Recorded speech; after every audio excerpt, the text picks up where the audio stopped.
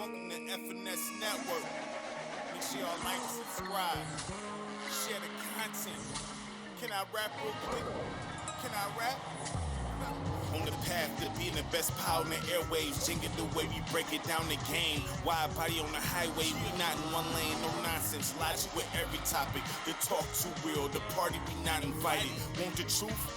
F&S subscribe to it. The death shows, just play and ride to it. The voice is more important than the image. Feel every word spoken. What's poppin'? Welcome back to the F&S Podcast. We here. You know what I'm saying? Back for another, just the fellas this time again. We're gonna probably do a group episode, next week? So Yeah. Yeah, it's been a long time coming. yeah. This is a time when like I said, if you've been listening to the other previous episodes on Jay's sideline, I told y'all we haven't even seen each other since we got off the cruise ship. So, and right now, technically, we not right in front of each other. We doing No, the Zoom. We're doing the Zoom. I mean, the Zoom. That's the good thing about Zoom, though. So Right, that's the good thing about that. We can still, Yeah, Zoom allows for a lot of things to still be able to take place. Yeah. So, but we've been keeping up. I mean, I know with my efforts and Matt's efforts, we still been putting out content. So Yeah, we got three subjects, unless we veer off. We got three subjects that we hit in, which is the All-Star Weekend. We talking about that and I don't know. Anyway, All-Star Weekend. Then we got Jimmy Butler and all his stuff that's going on. Then we're gonna review the first half of the NBA season. yeah, And, neither one of us really been keeping up to it because the game of basketball is bad to watch. But I mean, I got the standards pulled up right, because yeah. yeah. So which one you want to hit first? You want to hit the first half? Well, which order you want to go in? You want to go into like I guess we can hit the first half first because I don't think that's gonna take too long. I know I want to talk about Detroit doing well, which I think we talked about this before, and I felt like Detroit, if we They just lost tonight though. Yeah, I know. But if we got some coaching, we'd be okay. And we are number 6 in the East. Way Yeah. better than last year. Yeah, Way better than last year. Biggerstaff got thrown out the game tonight. Did he? Yeah. I seen Isaiah Stewart arguing with the bench, but I didn't see him get thrown out. It looked like him and I don't know. Wendell Carter looked like he didn't want no smoke. But Isaiah Stewart, it's like it's almost like, you know how a dog can sense fear? Yeah. Like, so it's almost like he had one of those kind of moments in that situation, because Wendell Carter was like just trying to like hands out, like pushing him off, like, look, it's nothing like that. And then it was like when Wendell Carter when Isaiah Stewart seen that, it was almost like he wanted to like jump at him or something like that. Like, oh, I sense fear in you. Now let me attack. What's your thoughts on Isaiah Stewart, dog? He ain't got no game. Like, what is he here for? I guess in this league, he can intimidate some players, I guess. But like when you play against him and you see that he ain't got no skills, it's like that can be neutralized real fast. Yeah, all you gotta do is get busy on him. That's all you gotta do. Because I don't know what he's good at. But exactly. This is why, to me, Jalen Duren means so much to that team. Yeah. On what he brings to the table. But the way Jalen Duren's minutes be getting shared with him, it almost seems like I was wondering for a second, do they view Isaiah Stewart more valuable than Jalen Duren? And then go ahead. And then when I seen Duren's minutes go up a little bit, that made me wonder, is they trying to advertise Duren to possibly trade him away? Duren? I wouldn't want to trade him away, man. Be honest with you, I wouldn't want to do that. I just don't. I like Duren. I just think that I think that Stewart is here for other reasons, as far as like what can I say, like Draymond Green stuff outside of actually like Yeah, like getting momentum and getting players like riled up and all of that. You know what I'm saying? I feel like he here for that. You know, it's not like because it's not like he control any pace of the game. He don't do any of that. So I mean, maybe he there to put batteries in backs. I mean, those guys are important for the most part, Uh-huh. but I mean, as far as what you do on the floor, I can't throw it to Isaiah Stewart. He gonna put on the floor and give me a move and make a basket. I can't He rely he on got none of that. Like he got I nothing. I mean, there's a reason why he wasn't on the floor during the crunch time. yeah, like it's not like I can't nothing. So I was like, he's just there just to really stir things up. They call him Beef Stew. That's his nickname. So I mean, And he gets in foul trouble. Like yeah. really, So like that, so it's like I so don't it's know. like stay trading away during to be a bad idea. Be a But bad idea. I will say this though. K Oh yeah, yeah. he been having a really good season. And from what I seen from him tonight, even though they lost the game, he looks like, he's taking that next step. Yeah, like And he's figuring it out. Like he's figuring well, it out. is it that or is it just the fact that he feel like he has something to play for, so he's gonna put it all out there on the floor? Play for like what? What you mean? Because you should Like always have something to play for, technically. technically, yes, you're right, but we had a full season of him not playing without being hurt. Yeah. Yeah, I And mean, and then we didn't see this from him like last year. we ain't see it from him, period. Yeah, we haven't seen it from him really like that. Like, I mean, when Dwayne Casey was still the head coach, and when he drafted him, like we had some games from him. Like we had that moment where he walked inside the Brooklyn Nets locker room and went up to Kevin Durant and them and it's like, yeah, you're gonna have a long night tonight. I So forgot that. I forgot yeah, that so happened. so like so like oh, like when you hear about stuff like that, you like stuff like that. Oh yeah. Oh yeah. But Absolutely. but like then you have the season where they was trying to like tank for Wemby, and the That was the season thing. after that. I didn't know they was trying to really tank for him. I didn't know that. I mean, well, that was part of the reason why he didn't play at all. I mean, if we would have got Wemby, I'm not at this point looking at him now. I wouldn't be mad at that. But Mm-hmm. like But like I, it was a failed experiment because I mean, like that's why like the tanking thing for a certain one guy coming out the draft. That's how bad it is in the draft world. You yeah. gotta everybody trying to put their chips in to get the one player when Hmm. you're not even guaranteed to get it if you have the worst record. You just Exactly. you just get the most ping pong balls put inside that turning thing. Exactly. And then half the time, you already know that's set up to they gonna give it to who they want to for real anyway. So we ain't gonna play them Right, games. But right. I mean, I say this, I can get on the mic and say I was wrong about Cade because I listen. I'm like trade him. I'm Mm-hmm. not gonna sit there in front and say I did. I said that many times. Like, get this dude up out of here if he Right, don't want the yeah, ball. You know what I'm saying? But right, he looking like how he's supposed to look now. So I give him his props on the right, airways. Like Cade is doing his thing. right. He looking like how he's supposed to look, and I I salute hate that. Cade. I hate that Ivy got hurt and he out for the year because Hmm. at that point in time, like he was looking like the a really good compliment to Cade. Like he was on some like Russell Westbrook ish Yeah, yeah, he type of was. stuff. Yeah, he was. He And was. so, I was sitting there looking at that and I was like, okay, so in the East, in in the East, this is a playoff team. Yeah, Like, listen, Detroit. Like I said before, even I wish we didn't really.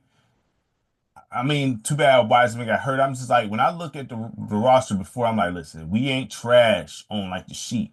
If you look at the roster, she's like, we not garbage. I'm not uh-huh. saying we championship, but Monty didn't want to coach. That was my whole thing. Like, this dude don't want to coach them. And with a Mm-hmm. team like this, you got to coach him. You know what Right. I'm saying? And so with JB Bickerstaff, he probably like, because they fired him, right, from Cleveland, right? Or did he quit? Or they fired him, right? They fired him. Right. So he probably like, I got something to prove. So Maybe, I'm thinking that's what maybe. that is too. You know what I mean? So it's probably a good matchup, good what's it? Match made in heaven or whatever you want to call it. You know what I mean? So Probably. yeah, But so here's the current standings in the East. We got hmm Cleveland sitting in first place, which 36 they and get 9. no, they on a 3 game losing streak. Hey, look, I'm not surprised. Like I felt like this was gonna come eventually. You don't Not have no belief in Cleveland at all. should we? Should we like who really believes that Cleveland is the best team, not only in the East, but like they was looked at, they had the best record in the NBA. Like, who really believes that this roster that Cleveland got, given that it's a solid roster, who really believed that this was the best team in the NBA? Dude, they They not. just started off hot. That's I'm all it gonna was. I'm gonna let That's you all it read this was. off because Cleveland ain't nothing to be played with. But go No, ahead, read it off. but Go here we ahead. go. Cleveland first, 36 and 9. Boston second, 32 and 14. New York third, 30 and Mm-hmm. 16. Milwaukee fourth, 25 and 17. Mm-hmm. Indiana fifth, 25 and 20. Shocking. Detroit sixth, 23 and 22. Orlando seventh, 24 and 23. That would be better if they didn't have any of those big major injuries to the Yeah, obliques. y'all gonna go up. I mean, Paulo Yeah, back, so Paulo and Franz Wagner is back, yeah, so y'all gonna go back a up. whole lot of things going to go good for them. Miami, even with all this drama, they eighth, 22 and 22. Atlanta at 9, 22 and 23. By the way, Trae Young is having one of the best seasons of his career. Let me pause you real quick. 1 second for you. They saying Atlanta a sleeper team. This roster that they got, I'm not going to say that because it's too much just on Trae Young's shoulders. Mm-hmm. Like, given they got a young roster, and maybe this could be something that can be said about them next year or maybe Mm-hmm. even the year after. Right. But like, Trae Young is the only real official dude over there. Right. Everybody else on that roster, they the young cats that's trying to prove something. Right. So it's like, okay, they're gonna be inconsistent. Okay. All right, go ahead. I was just because I'm like, nah, but go ahead. Yeah. Chicago, they sitting at 10. Look at this record. 19 and 27. I mean, Chicago, you know what's look, man. That's a play-in team right now I mean, because of this play-in system. Then you got Philadelphia on the outside looking in at I got some 17. words for them, but go ahead. Hell yeah. No, I do. I'm serious. I'm not kidding. I got some words for Philadelphia, them. 17-27. Brooklyn, 14 and 32. Nobody surprised by that. Toronto, 13 and 32. I know Scotty Barnes missed some games, but dog, That's a dog. like, If I'm Scotty Barnes, I'm trying to get up out of there. like, look, Like, man, like, but maybe his personal situation don't cause him to view things like that. that's cold. That's cold, man. That's cold, man. You was the first one to say stuff about this dude, so don't even go there. All right. Then Charlotte, I mean, ain't nobody surprised here. 12 and 30. And then Washington, nobody ain't really surprised here. 6 and 37. Pulling up the 6 wins? 6 Dang. wins. I didn't know they was that. And 6 wins. I didn't know they was that bad. I didn't know. So do you want to start from do you want to go from the top down or go from the bottom up? We can go from the top because Cleveland, a team you lack belief in, which I get it, you know what I'm saying? But it's not, listen, they didn't win these games by accident. No, I'm not saying that. You know what I'm not saying that at all. Cleveland is nice. They're not trash. They're nice. They're not trash at all. At the guard position. Exactly. And that's going to be the problem when it comes time to put them to play in the playoffs. Because in the regular season, you can do this. We've seen number one seeded teams in the East get bounced out first, second round. We've seen that. Let me ask you this. We've seen that. And, I mean, is this Cleveland team better than that Toronto Raptors team when it was DeRozan and them, when they was all Are you talking first about place? With Kawhi or just DeRozan and Lowry? DeRozan and all of them with Dwayne Casey as the coach. I think they had Serge Ibaka was on that team too. Is this team better than them? Okay, so let me answer this on some real stuff. Or what about that Pacers team with Paul George and Lance Stevenson and David? Like, is No, this that team better Pacers than them? team, no, that Pacers team was supposed to go to the championship, really. But Right, Cleveland, you can debate if they was because this is the thing with DeRozan. I put DeRozan and Donovan Mitchell at the same table of not getting it done. right, They sit right, at the same table. right. All right. So Darius Garland, it's Garland, right? Yeah, And Kyle Lowry, I kind of view them the same, if you want to be honest. they You know what I'm saying? probably Like, they. I like don't know. Like, I think offensively, Garland is better. looking at the roster, Lowry brings something to the table defensively because he be liking to draw charges and whatnot. I'm looking at this Cavs roster. Max Strus, he's better than advertised. Because he's a Karis, Le- shooter. yep. Karis LeVert, I think Karis LeVert is solid. You You're know what I'm right. saying? He's not super great at anything, but he's solid. Mm-hmm. Darius He's Garland, like a he's like a he's like a Jeff Green kind of piece. yeah. It's not like to be honest, it's not like the Raptors was world beaters or nothing. It was just No, like, I'm you know what just I mean? Like but that's why I brought him up. I'm you like, could probably say they was even. yeah, that's what I'm saying. Like, I mean, like, I don't view them as better than them. And they played in a better era when they wasn't just jacking up threes. Listen, if let me ask you this: if Donovan Mitchell finally turns the corner in the playoffs, I don't see the regular season. Like I'm gonna show. I'm not being fooled by this. Like Boston only being 4.5 games behind. Like, I still feel like when the season ends, it's 82 games. Boston is going to leapfrog them. I'm not saying you out of pocket with that or anything. I'm just because at the end of the day, even when we go matchups with them, they're outmatched every position it seems against Right, Boston. So I mean, right. but if Donovan Mitchell, if he somehow, if I'm not saying I have faith in this either, so don't take it as that. But if he somehow turns the corner I'll and have to turn change into my words about him, like how I have to change my words about Cade Cunningham.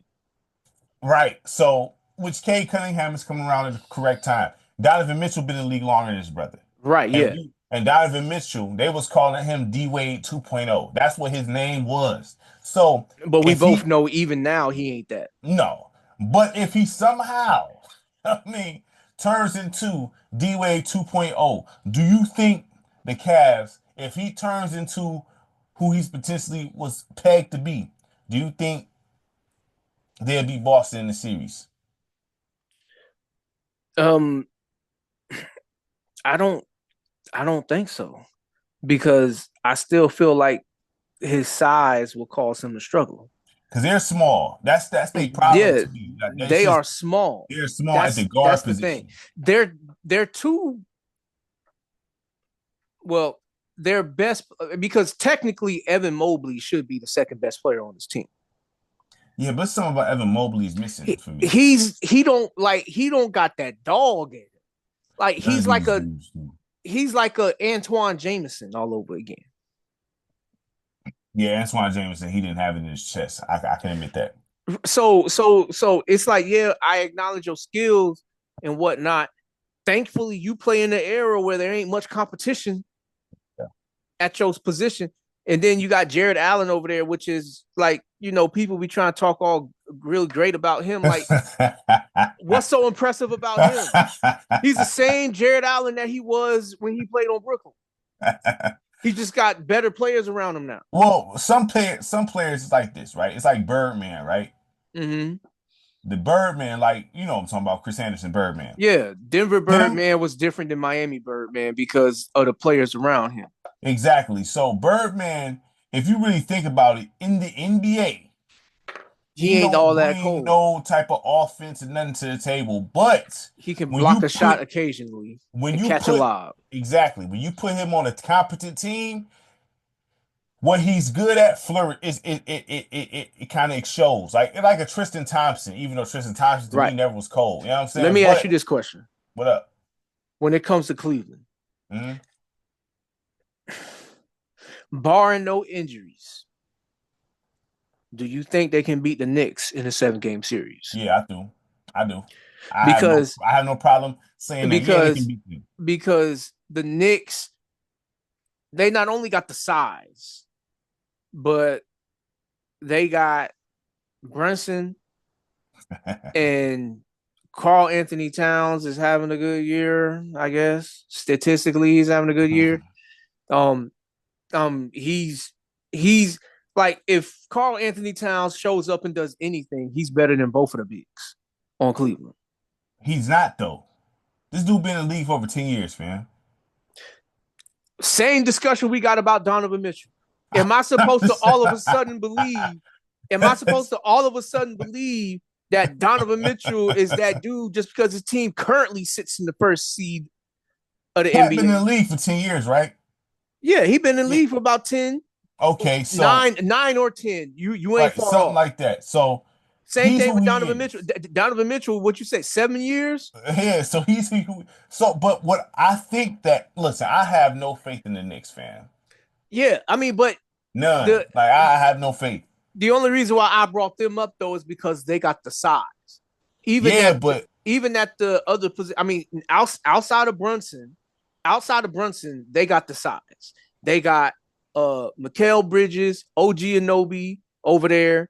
Who else they got over there? There's OG somebody Anunoby's else. the X factor there. In Right. that situation, I think he's the X factor. If he's Think healthy him doing this and thing, Mikal Bridges. Because Mikal Bridges, like, he was in the runnings for Defensive Player of the Year when he was on Phoenix. And then when he goes to Brooklyn, he's averaging like 30 a game just because he's the best player that they got.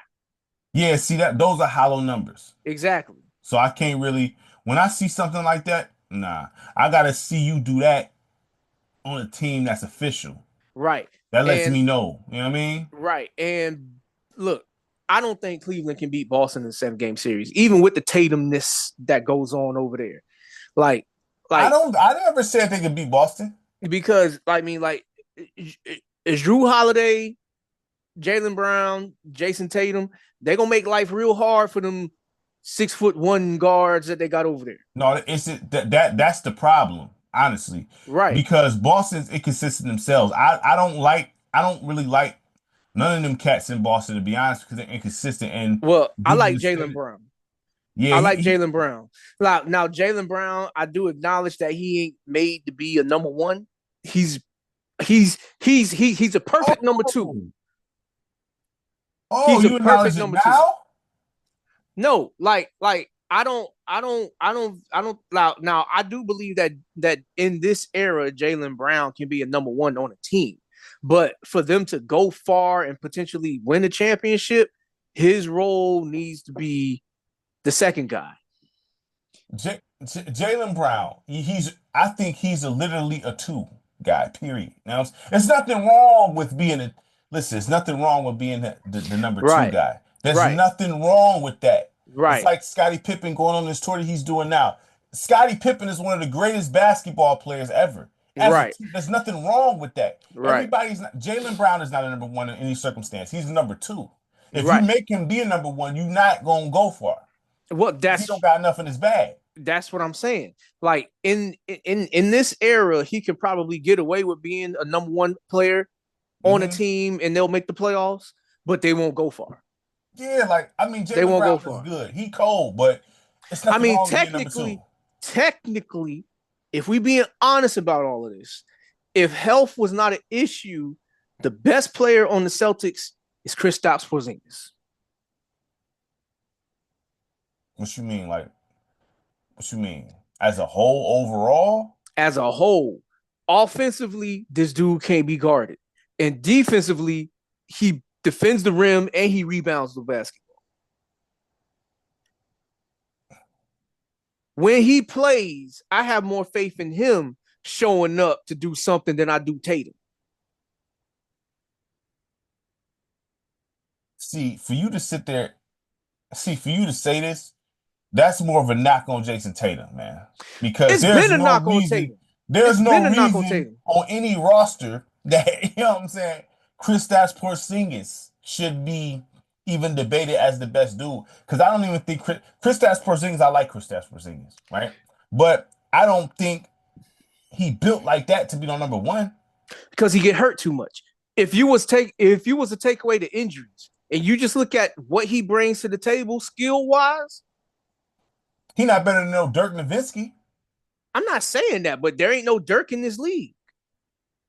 Because with his size, 7'2", 240, and if you saying he health wise is If you better, take if away you the take health away the health, issues, take away the health, he should be the best player on the Celtics, right? right? So that means with his size and his position, now he's compared to a guy like Dirk Nowitzki because he's the number one on the team.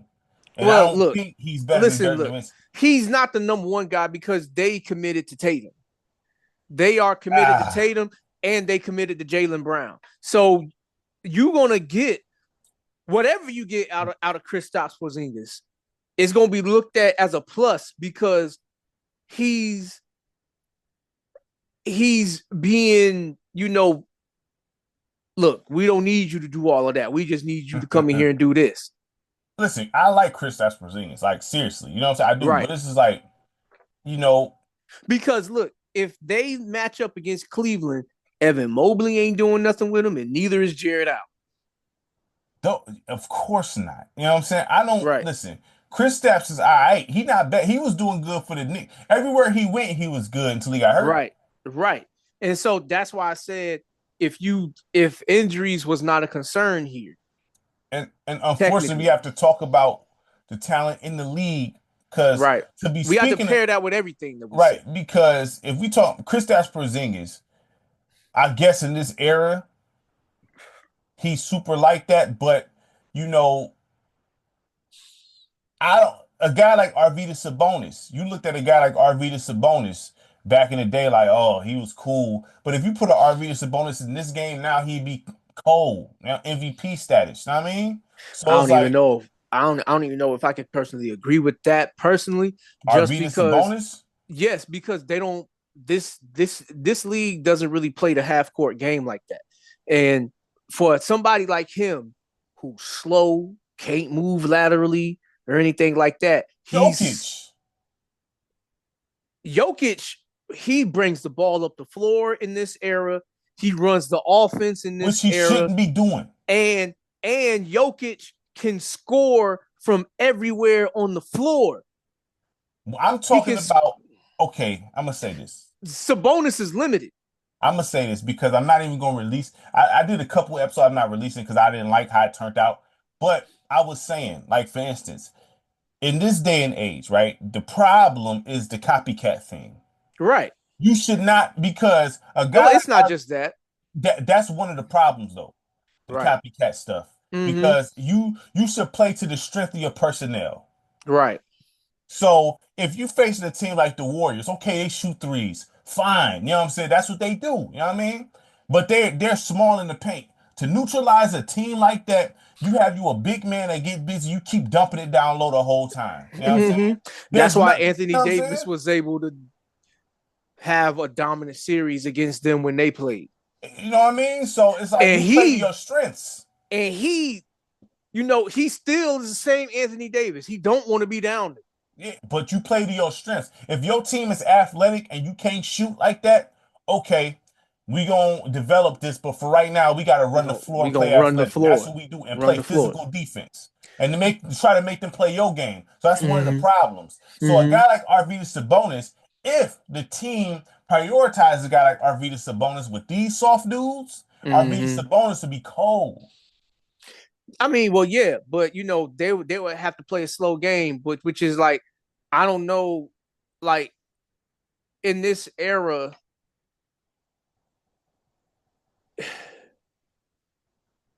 I don't know if like he would be a liability if he missed, because if he missed, he can't run the floor fast enough to get down. He'll be the last person to cross half court every time. But that's a lot of big men from back then too, to be fair. Yes, that is true. But like, for instance, I talked about, like I said, I'm not going to release it at this point because we're going to talk about it now. So it's like a guy like Dirk Nowitzki, Rasheed Wallace, right?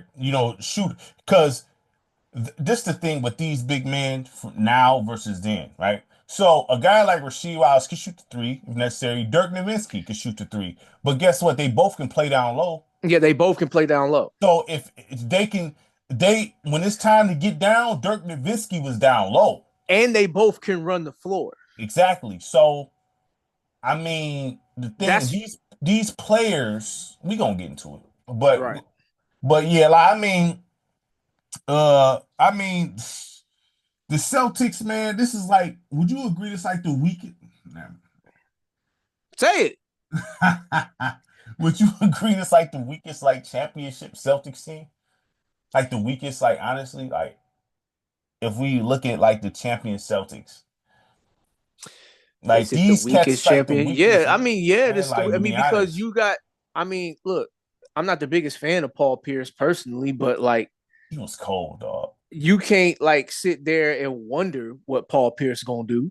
Like you kind of already knew like Paul Pierce was gonna have something to say about the game. Like he was gonna have something to say about it. Paul Pierce is official, dog. Remember when Antoine Walker, they was cold. They just did they go to the Eastern Conference Finals with them, or was it the semi? I think it was a semi with Antoine Walker. Mm-hmm. I think it was a semi because Antoine Walker, was he on that championship team with them? He won a championship with the Heat. With the Heat, yeah. So that's what I'm saying. Like I don't, yeah. So I don't think, but yeah. So I mean, like that's what I'm saying. Like as far as Cleveland holding #1 spot right now, I feel like that's a temporary place. Like they're gonna be there temporary. I mean, like they had a nicer gap when we did the first quarter, and then now look at that gap. It's shrinking. They on a what you said they was on a 3-game losing streak. On a 3-game losing streak, yeah. 3-game losing streak right now. The Knicks at third. I mean, I'm not scared of them. No, I'm not scared of none of them, dog. Like Brunson. I mean, I like that Brunson don't got that no. I mean, like he got that no quit mentality in him. Yeah, go ahead and say it. Go ahead. And I can't stand Cat, but statistically, he's having a good year with them. He don't want to give Cat props at all. Well, I mean, I look at him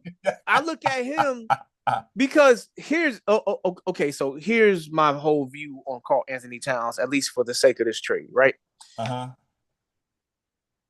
This is where the Knicks was at. Well, actually, the Knicks was in second place last year. Without him. Without Cat and without Julius Randle, they was in second place.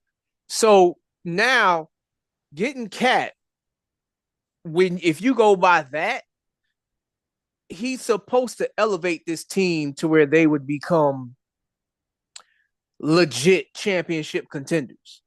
Correct? We knew that wasn't going to be the case. Yeah, we knew that, but like a whole bunch of folks was out here talking about, yeah, he makes him. Look, who said that? Analysts that be on TV and stuff like that. You know, I mean, you already know Stephen A. Usual Smith, suspects, feeling himself. You know, all of them dudes. You know, but anyway, and New York Knicks fans in general, like I know a couple of New York Knicks fans. They've been wanting Karl Anthony Towns, and I'm sitting here scratching my head. I'm like, you said they've been wanting Karl Anthony Towns, and I'm sitting here scratching my head. I'm like, how does getting the softest dude in the league make you a championship contender? That's crazy, dog. Like, I know this league ain't nothing like what it was in the past, but you still need some muscle in your game. And this same Knicks team was struggling to beat the Brooklyn Nets the other night. So, I mean, and then you still got Thibodeau who runs players into the ground. We'll see what happens as we get closer to the end of the season. Because here's the thing. I'm not getting caught up in what's happening in the regular season right now with these guys. Like, in the regular season, they're going to look good because they look good without him. Right. And then now you just get a 7-footer that can shoot. You know? So I'm not convinced with the Knicks. The Knicks, for me, the Knicks evaluation of this roster starts when the playoff starts. Look, man, like to be completely honest with you, like me looking at, look, man, like the top four teams in the East don't really, to be honest, and I'm gonna just say it, I wouldn't be surprised, like, I think the winners. I think the championship team is gonna come out the West. That's what I think because I think Boston winning that one championship, it probably gave some satisfied feelings. Probably killed some hunger that probably was there last year. listen, Because I'm not because even if they was hungry, I don't think that they better than the West. I mean, well, we have to wait and see on that because Look, I like just, like like Cleveland. there's some new teams to the party. Even in the West, there's some new teams to the party. So, I mean, we gonna get there, but right now we on the East. I mean, listen, the Mil- top four is not Milwaukee, we haven't even winning no mentioned them. championship. I don't see that. I have to see Mil- it to believe it. Milwaukee, they trying to be active I, at the trade deadline. That's what I so heard. So they shopping Chris Middleton, they shopping Bobby Portis, they shopping who else they got? Butler don't want to come there. I wouldn't want Butler anyway. I wouldn't So want. who they gonna get? I That's look. gonna help them. Who? I don't know. I don't know. Maybe I don't know, man. I'm I saying really like don't there know. ain't nobody to get. I There's really don't nobody to know. get, dog. You know what I mean? I really don't know. Like Will Bill I help don't them? know. Huh? Will Bill help them? Bradley Beal? Yeah. Would he help them? Would you rather have them than him than Chris Middleton? Bradley Beal? Yes. I think I would. Personally, I think I would. Because right now, Chris Middleton, um, I ain't gonna say he's injury prone, No, but he's he's injury prone, brother. Just he okay. is. Okay, all right. So there you go. Of availability alone. Yeah. Um, you get a little bit more athleticism. You lose some size, but would you say Bill is a more consistent scorer than Middleton? He is. Because He's I just would. Bill is a guy who I knew was a bad fit for Phoenix. Like, I don't know about this.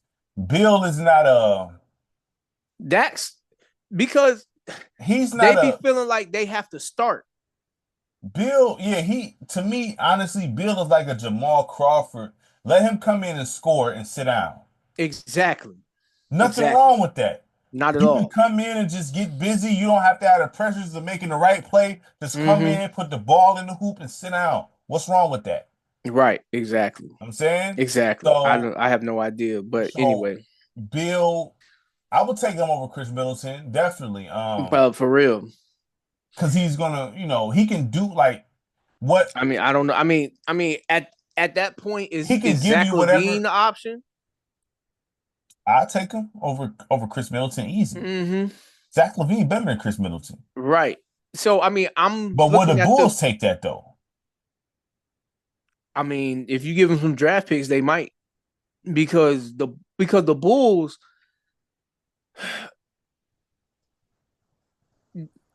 So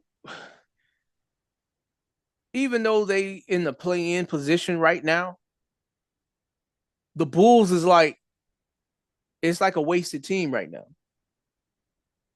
Yeah, they team. Let me look at this because I always felt they got a video game team, but in real life it's like no, dog. Like these are like this no like because you can get busy on the game, but like in real Right. life it's like this is like a bad like Right. this is a bad mix up. You know what I'm Right. saying? Like Right. Kobe White not like that. Mm. Lonzo, I almost feel like he's been advertised for trade bait, in my opinion. I could be wrong here, you know what I'm saying? I mean, at this point, I'm just happy to see Lonzo playing basketball again. That's all. I Josh mean, Giddey, he's there. They're Giddy. not getting rid of him. I mean, Giddey he got might cut. be trade bait. I mean, because They just got him. You said because they should be building around him, didn't you? no, I said he's a piece that they should look to keep and have him be a part of what they build. But like if you can because you are a wasted team here. Like everybody on this roster, like honestly, everybody, yeah. I mean, like Taylor Horton you Tucker just over there. name anybody.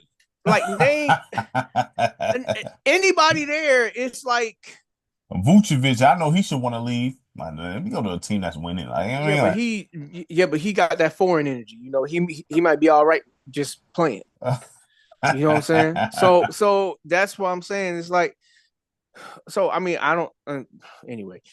Fifth seed, Indiana, off to a slow, inconsistent start, not to my liking personally. For them to be 5 though, But they five.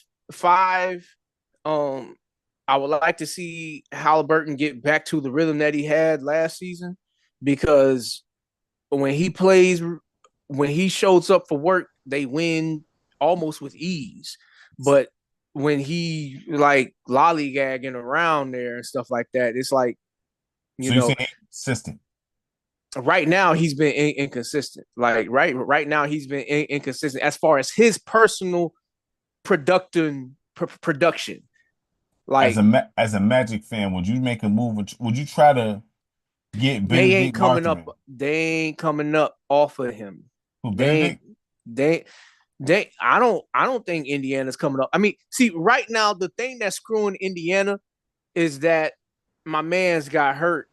What was it in the preseason? Who? Wiseman.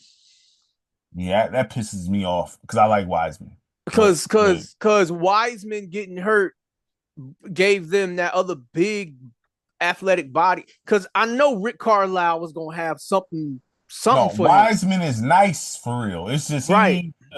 He's an old school kind of right. And right now, this team with the lineup that they got, like they still gonna be in the playoffs. They can still give any one of these teams fits in front of them. So you don't think they'll come up with Benedict? If you Orlando, you wouldn't try to get Benedict over there? No, I ain't. No, if I'm Orlando, the trades that I'm making is to get a point guard or a center. All right. That's the move that I'm making. Because right now, with what Orlando got, which is like shout out to Mosley because he's been showing his behind with his ability to coach with the injuries. Mm-hmm. Because when you got Paolo missing all the significant time, and then you got Franz missing this significant time, Mo's out for the season with a torn ACL, Suggs missed some time, Batazzi missed some time, and you still making teams fight for a win. Mm-hmm. I'm sitting here like, oh, I mean, it's kind of Eric Spoelstra-ish. It's Eric. When we do the coach episodes, we're gonna tap into that because we gonna give people their proper justice. Right. But yeah, so I mean, like for you to have a roster where you missing not only your top your two big guns, but you missing a key role player, the guy, the hustle guy. Mm-hmm. The hustle guy, like Suggs, like tonight he left the game early, went to the locker room like he fell wrong on an ankle or something like that. Hopefully it's not, because I'm not the biggest fan of his personal offensive skill set, but what he brings to the table, he's scrappy. He's scrappy. I mean, Suggs, I don't have a problem with Suggs. Scrappy. Like I hate Batazzi is out right now and hurt, because Batazzi, he the one that I was like, man, look, he get the starter minutes now. He ain't got to share it with Mo because Mo is out for, like, Batazzi, he gonna be on some old school, real type of center type stuff, like 7-footer, rebounding, cleaning up, and defending the glass, dog. Right. Like it's crazy. So for them, just the fact of getting Paolo and Franz back, like we mentioned earlier, they're gonna walk their way back up the ladder a little bit. They're gonna walk or at least they should. You feel like Indiana and Orlando will swap spots then? Because Indiana is 5, Orlando 7. Right. I mean, that can potentially happen. Like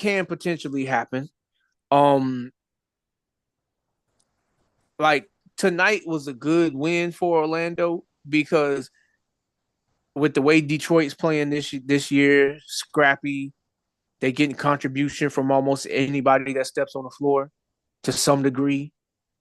To be able to beat a team like that, like Franz had 25 points in the fourth quarter. Let me ask you this. Mm-hmm. It's not really off topic we own, but if Detroit and Orlando is in the playoff series, who winning that series, man? I'm gonna go with Orlando because I mean, mainly because Orlando got two guys that can almost seem unguardable. Paolo, I don't think Detroit got nobody that can guard him. Would you say the same about Cade? Yeah, Orlando don't got nobody that can guard him. But Franz is the X factor here. Because I don't think Detroit got Franz? Huh? You can't guard Franz Wagner? I don't think Detroit has anybody that can guard Franz Wagner. He don't got nothing in his bag though. Did you watch tonight? Because he was getting tonight. He was getting all kind of busy. He was getting all kind of busy. Like he wasn't settling just for threes. Like they put Thompson on him. What's his name? Asur. Mm-hmm. They put Asur Thompson on him, taking him to the rack. You know, he was. I'm gonna catch the replay.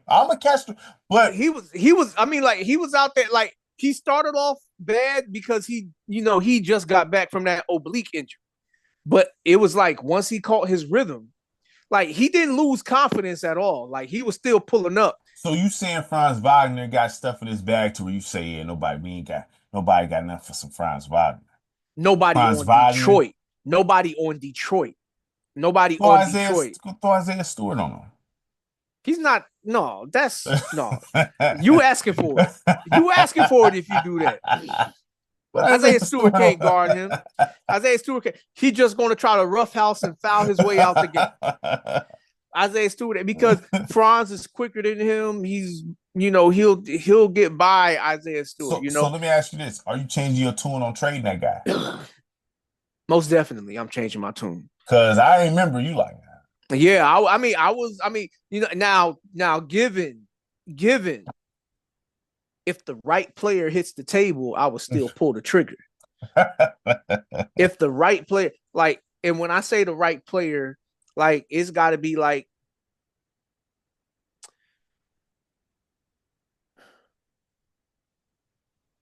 when I say the right player, it's got to be somebody like, man, it's got to be like a Trae Young. For Franz Wagner? Man, please. It's got to be somebody of that caliber. Like it's like I'm not, because he's for 6. Franz Wagner? Because with his size and scoring ability, like Franz Wagner. Yeah. No, man. I'll repeat it. Yeah. Yeah. All right. Yeah. That's cool. All right. You long. Yeah. Yeah. Mind y'all, this is the same guy that he wanted to trade. Like he was campaigning or because I'm looking at other players on other teams, that's just rotting away right now. Like, if I can get Lauri Markkanen, I'll do that straight up. That's uneven still.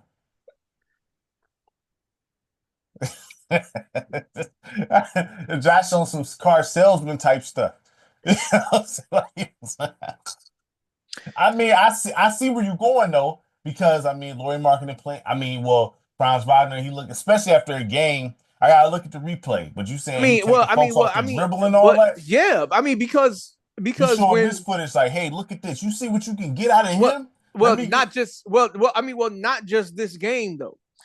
When Paolo was out for his time, Franz was carrying the load, and he was keeping Orlando in this conversation of being a comfortable playoff team for the most part. Just like how you say about Donovan Mitchell when it comes to the playoffs, do you think Franz Wagner bugging out in the playoffs? I don't know. He got to show me. He got to show me. I know last year he didn't really, because that was his first time and whatnot. So like he got to show me. He got to show me. But like, has Lauri Markkinen been there? Has No, he hasn't. I don't think has right. he? No, he hasn't No, really got he hasn't been there. He has. I mean, like Trey Young been. I mean, we seen what Trey Young about. Listen, I told you I trade Trey Young for Tatum. Right. Seriously, I'm not kidding. But I mean, Indiana. So you think that this is fool's gold, then be number 5? Yeah, I would expect them to like once they catch their rhythm and they get into because whatever they had planned for Wiseman, I Mm-hmm. think I think the beginning of the season has been the adjustment period to going back to okay, we got to win how we was trying to win last year, you Mm-hmm. know. And then Halliburton, he needs to like Rick Carlisle got to give him that, all right, time to take that and we need So you to what's be your thoughts this. on Tyrese Halliburton at this point? Right now, he's off to an inconsistent start because when he plays to what he showed last year, they win almost with ease. Like it's doesn't even look difficult. It looks like it's just bound to happen. Is he better than Cade? He's not having a better year than Cade Cunningham this year. No, is he better than Cade? Period.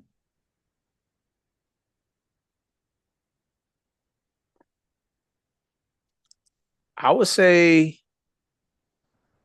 they on the same level right now. Potentially.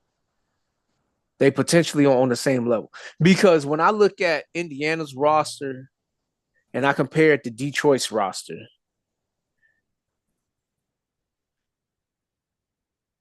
you can almost make the argument that they like neck and neck with each other. Talking They about neck, Cade and yeah, Tyrese? yeah. If you look at their rosters, you can almost say they neck and neck. I feel like Detroit, Detroit where they should be right now. I mean, I don't think Detroit is more athletic with Asur Thompson, Cade himself. If Ivy didn't get hurt, Duran, they're more athletic.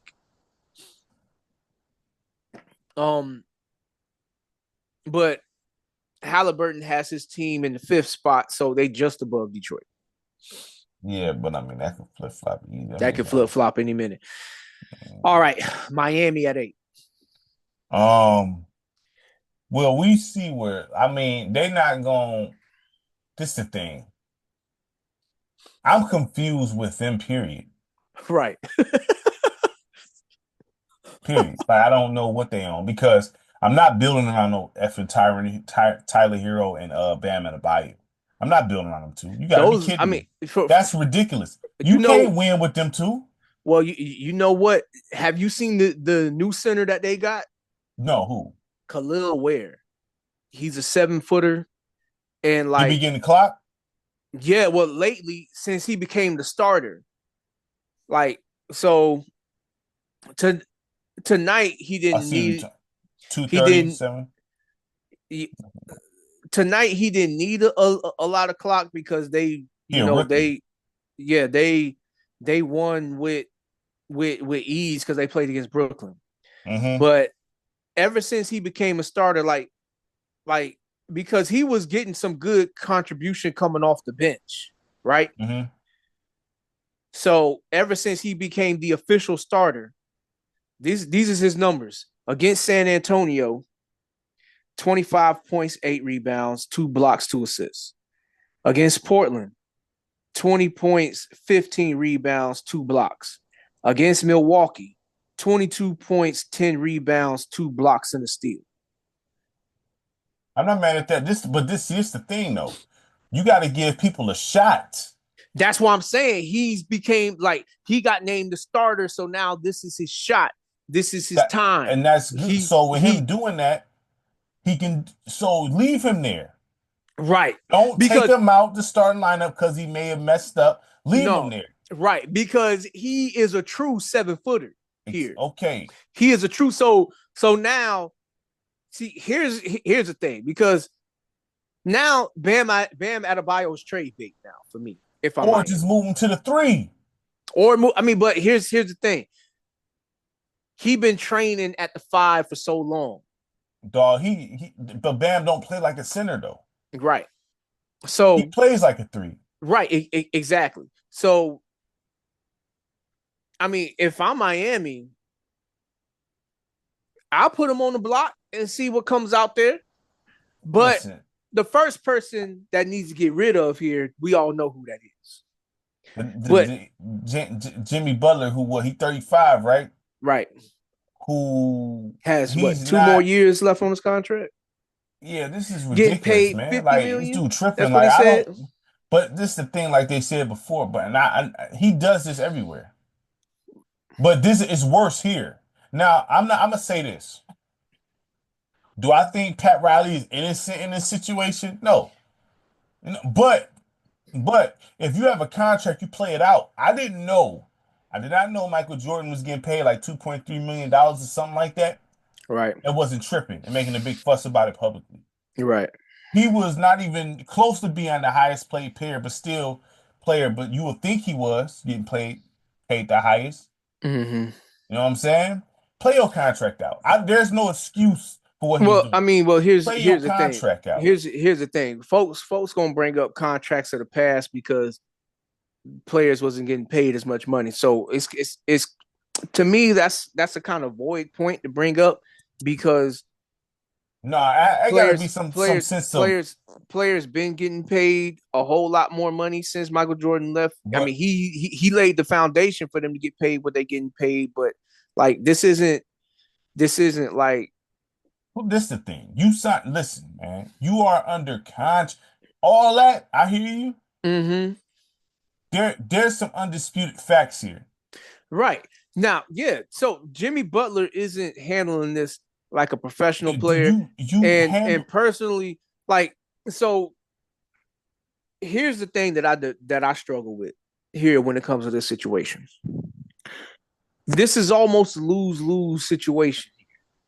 Because, well, the reason why I'm saying that is because of this, right? If you give in to the players' demands, you just continue to set the same tone for the rest of the players in the league where they feel like they can force their way out of situations.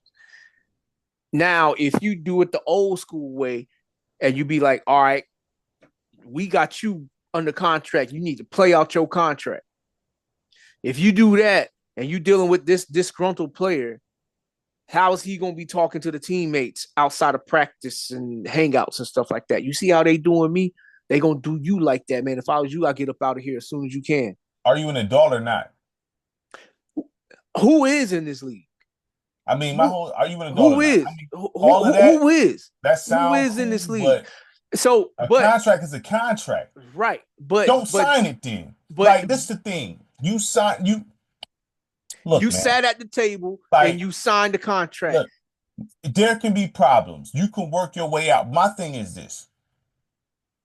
There is no work situation that's perfect. At your job, there's good days, bad days. You can have a good day at work, like, oh, this job is okay, you know what I'm saying? But then you can have a terrible day, like, I'm ready to quit today. You know what I'm saying? Right.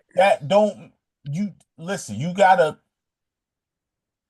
listen, man, like, you cannot do this. Because it's a thing. They pay you on time. Religiously. Uh-huh. That money in your account on time. You're missing flights. You cannot be disruptive to the team. You're an adult. Handle your business. You're a professional, right? Facts. That's what a professional is supposed to be. When you're a professional in any profession, no matter what type of issues you have, no matter what type of issues you have with the boss, when it's time to perform, you perform and you handle that behind the scenes. Right. You don't do this. That's not good. But the issue is this has been the tone of the NBA for the past, 10 years or so. Players have been able, like James Harden, has been the he's been the face of issues like this. And look at his stock. Right. And so the thing is, people look at his talent and they still view him as being worth whatever millions. Jimmy Butler's getting paid $50 million. He technically is not worth $50 million. Oh, to be honest, because he don't have a no trade clause. If this is my team, I'm trading him wherever I feel like trading him for the whatever. Even if, because at this point, Jimmy Butler is addition by subtraction. Mm-hmm. Get him up out of my locker room. Well, I mean, you can just have him stay home. Do like how Washington did John Wall. But I mean, look at Washington. But like, I don't think Miami's organization will allow them to get to Washington levels. Like, my thing is like Jimmy Butler. Look, Jimmy Butler, is he one of the greatest players ever? Nope. No, not at all. Nope. Is he one of the greatest players to put on a Heat jersey? No, he's not. I mean, would you put him in the same category as Tim Hardaway? No. Alonzo Mourning? No. But Dwayne Wade? No, but would the you only even thing put him in the category is Glenn Rice? The only thing that Jimmy Butler got going for him is that he's been to the finals twice with this team. With this whack league. Regardless of what it is. You gotta put everything in context here. You're right. Because when you look at the Celtics and you look at them, it's like, man, compared to the Pat, this is the thing. This guy headed the team that beat the champions of last year. Who, Butler? Yeah. The year probably was the least watched year of the finals that sweep that Denver got. They beat Boston in the 7-game series. And I think they beat Milwaukee also. I think that was the year where Giannis fell on his back and then like the whole arena just felt, But you didn't listen. But once you faced a healthy team that was like that, what happened? Oh, I mean, you got I mean, what does that mean? Like, I mean, you did what you were supposed to do. It's kind of like the Lions. Depleted and all that. You know what I'm saying? No, man. I was going to try to give you the floor on that. No. The Lions, I'm with the Lions. I expected like a second round exit. I didn't think we'd lose to the Commanders, bro. But am I surprised? No, we don't have our roster. Right. You know what I'm saying? Like, we wasn't going to the Super Bowl. For people to think we was going to the Super Bowl was insane. I'm like, dog, we're not going to the Super Bowl. I got an argument with my coworker. I'm like, dude, we're not going to no Super Bowl. You don't believe, dude, we don't have our roster. Right. Are you kidding me? Right. We may beat them, but the thing that sucks about that. Well, I don't know. Do you want to get it? I don't go ahead. I mean, the thing that sucks about it, this was the year. If there was to be a year, this was the year that Detroit should have made it to the Super Bowl. We would have lost to the Eagles, fam. Well, here's the thing. The Eagles got the best team on paper. This isn't the first time that they've done this. Like, they had an all-star roster on paper before. Mm-hmm. They had Vince Young at quarterback, Nnamdi Asomugha over there with Asante Samuel at cornerback. They still had Deshaun Jackson. They had this before and lost. The thing is, those injuries, which was mainly on the defensive side of the ball for Detroit, that plagued them so bad because starters are starters for a reason. Yeah. And once the backups to the starters get hurt, then like what Aaron Glenn did with that defense against Minnesota, the last game of the regular season, was impressive beyond all means because he was working with this same depleted defense, and he was able to call a game that held one of the scariest offenses on paper from scoring a touchdown at all. Listen, at the end of the day, But I'm proud of Detroit. I didn't think we was going to a Super Bowl, though. I'm like, nah, we not fully going healthy, though. fully healthy, yeah, but fully nah. healthy, yeah. But we was too depleted. Yeah, this was too much. And look, you can't be mad at him, or you can't be mad at the team. Now, the one thing that I will say that I was upset, the one thing. Okay, so look, Washington came into that game with the 30th ranked run defense in the league. 30th ranked run defense out of 32 teams. Detroit, this is the first game that you get David Montgomery back. So you get your package, they call it Sonic and Knuckles. Yeah. You get them back together being fully tacked. Your game plan should have been to run the ball down Washington's throat. I agree.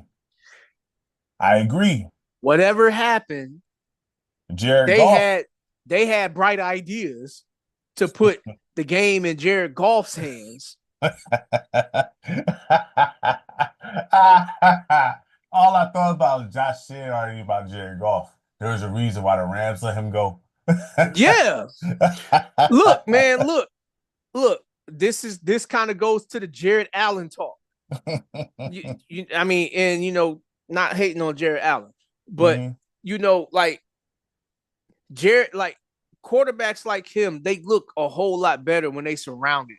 Yeah. By a whole bunch of stuff.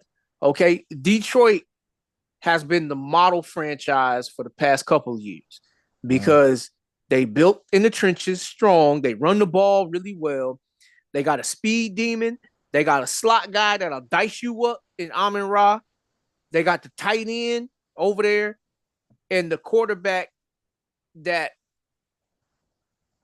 for the most part, was able to take care of the ball and make the right decisions.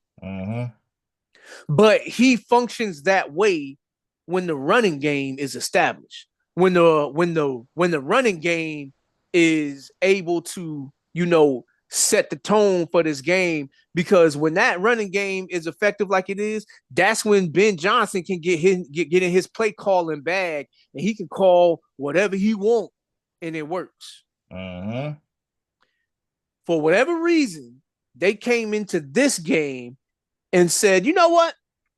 Let's try something different. I don't know why, dog. Like, this is where you start to feel like folks is getting under the table deals behind closed doors, because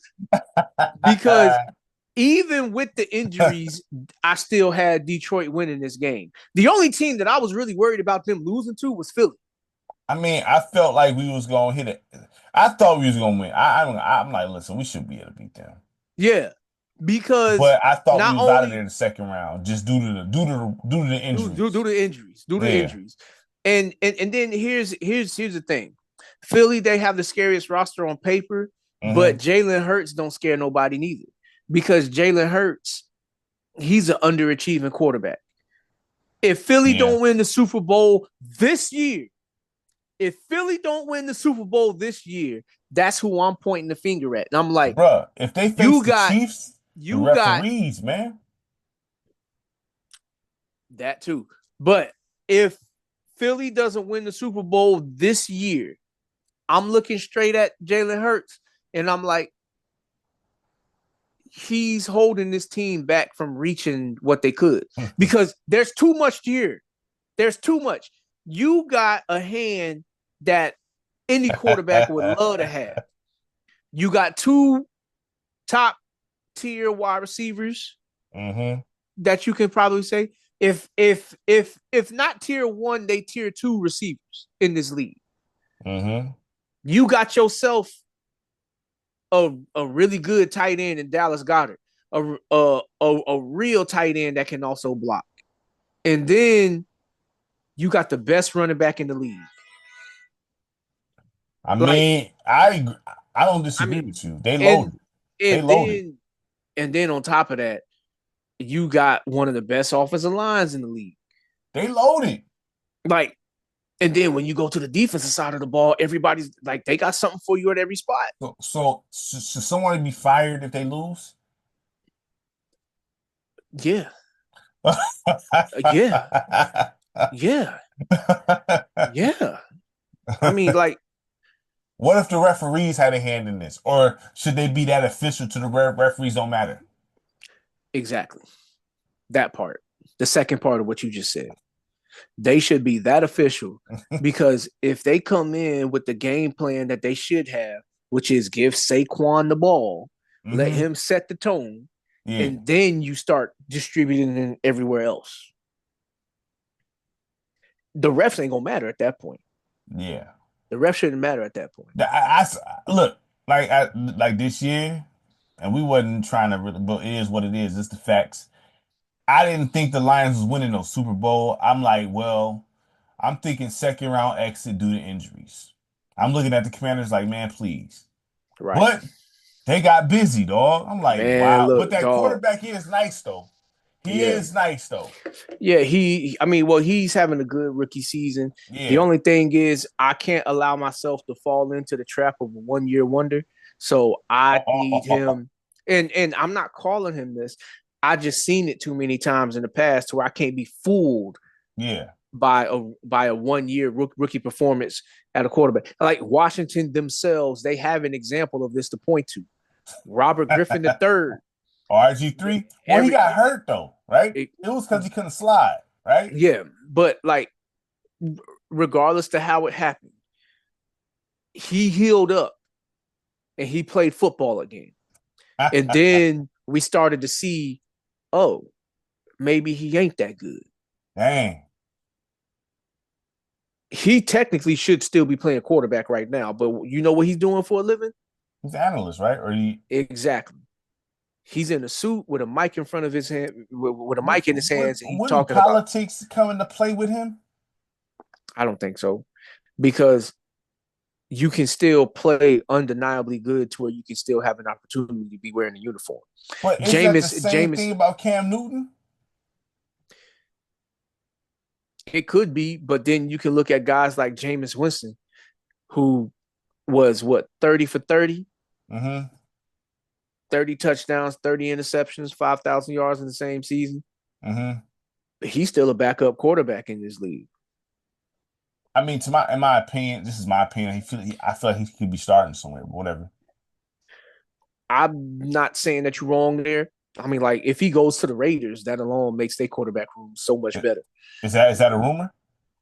No, that's just me just talking out loud because the Raiders, they didn't really have no stable quarterback. Didn't the Raiders just hire him? No, they hired Pete Carroll, right? Yeah, Pete Carroll. Yeah. Pete Carroll. So anyway, but let's get back to basketball because we veered off. Oh, that's fine. You said that you had some words for this next team, Philly. Yeah, they out of pocket, dog. Because there was a show I was gonna put out, but I was kind of tripping because I did 2 pilot shows talking about the state of the league. It wasn't like I was cussing. I wasn't cussing, but I was like irritated. You know what I'm saying? So it's like, dude, Joel Embiid. Not playing back-to-backs, right? No, forget all that. Forget all that. Joel Embiid. Because I'm gonna see if you agree with this. Maybe you won't, I don't know. But most likely I am. When you look at the LA team when they went 3 championships back to back with Shaq and Kobe, I wouldn't say they had the most talented roster in the world. Derek Fisher's not scary, Rick Fox not scary, not even Robert Ory. But you had Shaq, dominant force, and Kobe. Joel Embiid could be a literal advanced version of what Shaquille O'Neal is if he played like he was supposed to.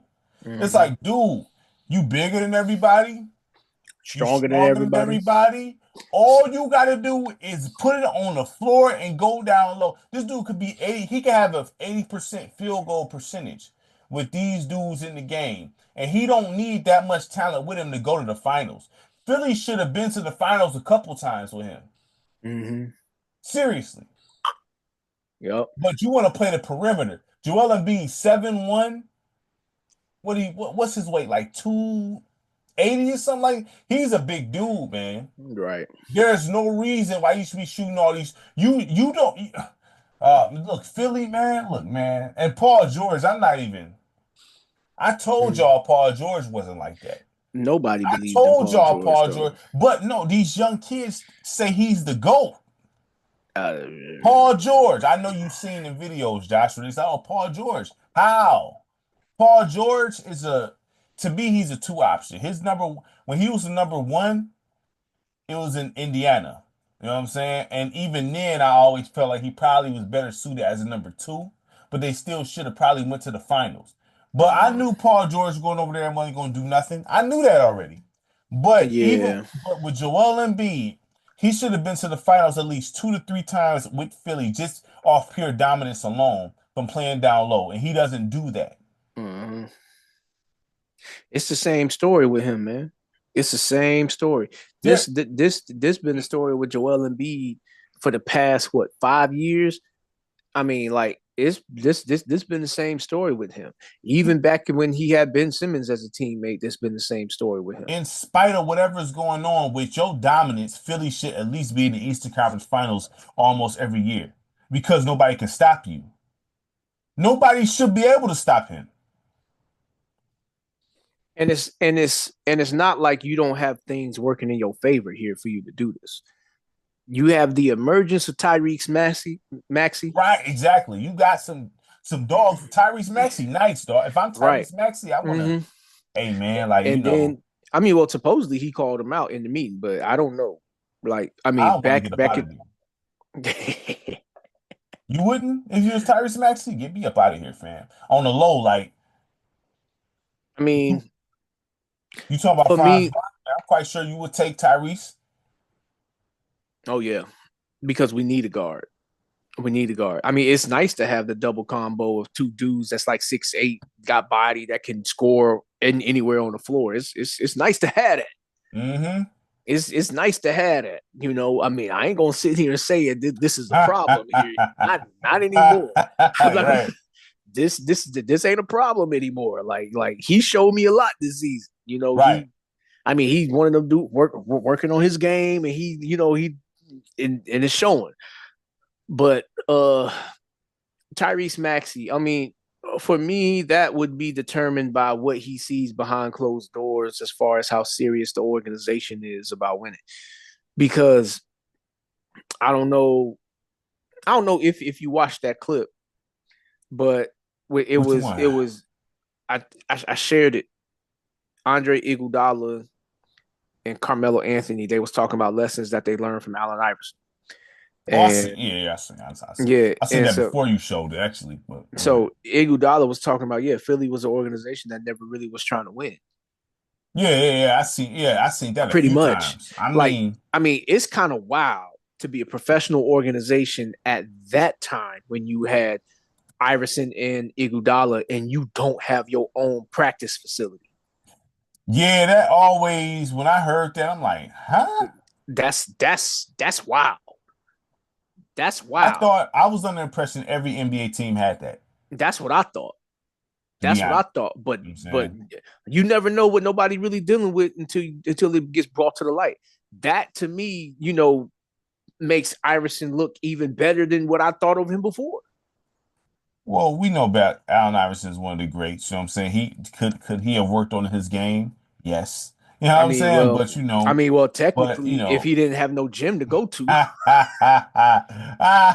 No, man. If he had to leave the gym because volleyball practice was going on for somebody that really, I mean, that's what he said, and then on top of that, you had the referees coming out saying that they made personal efforts to make Iverson pay for some things. So it's like, Allen Iverson, he was targeted by the office for his dress code and everything. He was being himself. Right, So that he had a lot going against him. But we all know, everybody knows Allen Iverson is one of the greats. Allen, right. we know that. But All right. Philly, you This know, this Philly team, this Philly organization. I mean, I feel like I think this is the perfect time, honestly, and I don't even want to mention LA to be real with you, but we have to. I almost feel like this is the perfect time because they keep talking about the center. I almost feel like this is the perfect time for them to try to make a move to get Joel Embiid over there. I wouldn't want him. I mean, it's LA. Why would you want to deal with this? They dealing with everything. I mean, look what they dealing with Bronny. Hey, listen, if you can bring, listen, Bronny ain't even the biggest thing no no, more. no, It's them no. fires LA right is horrible. You know what I'm saying? Okay. LA now. is They ain't terrible. horrible. They ain't horrible. They ain't terrible. I mean, we gonna get to them. All right, Yeah. we But we gonna get to Philly, them. listen, Philly, Joel Embiid is the problem. I don't care nobody He say. is the problem. I don't care nobody say. Joel Embiid should, with his ability, his size, and these weak dudes in the league now, even with him having injuries, just off some going down low handling business, he should be averaging 30 something points. He should be Does averaging this double so digits. so He should be so averaging a double double so easy. so does this make people put in apology applications to Doc Rivers? What was wrong with Doc Rivers? He was the scapegoat. They was But blaming him. but they blame Doc Rivers everywhere though. Yeah, they blame Doc Rivers everywhere. He the scapegoat. He the Doc Rivers scapegoat. is not, listen, Doc Rivers is not a bad coach in my opinion. Right. No, he's not a bad coach in my opinion either. But folks ride that train. Folks ride that train. Yo, Doc Folks. Rivers is not a bad coach. I don't know what people think. Like, even if you go to the Magic, So he so didn't look, have much yeah, he only had T work Mac. That's all with. he had. He only had T Mac and Grant Hill on crutches. So, I mean, look, Joel Embiid, Look, at the end of the day, Joel Embiid does not play the way he's supposed to. right, It right, is just that there is no other way to right, spin this, dog. right. And then look, I can't say that the organization hasn't been making their personal efforts to try to make this thing work. Who, Philly? Because yeah, I can't say that they haven't made some personal efforts to make this thing work. They got some good role players over there. They got Oubre over there. They got what's his name, Yabusele, the dude that played for France that was out there getting busy on Yeah, USA. They got yeah. him over there. They brought in Nick Nurse.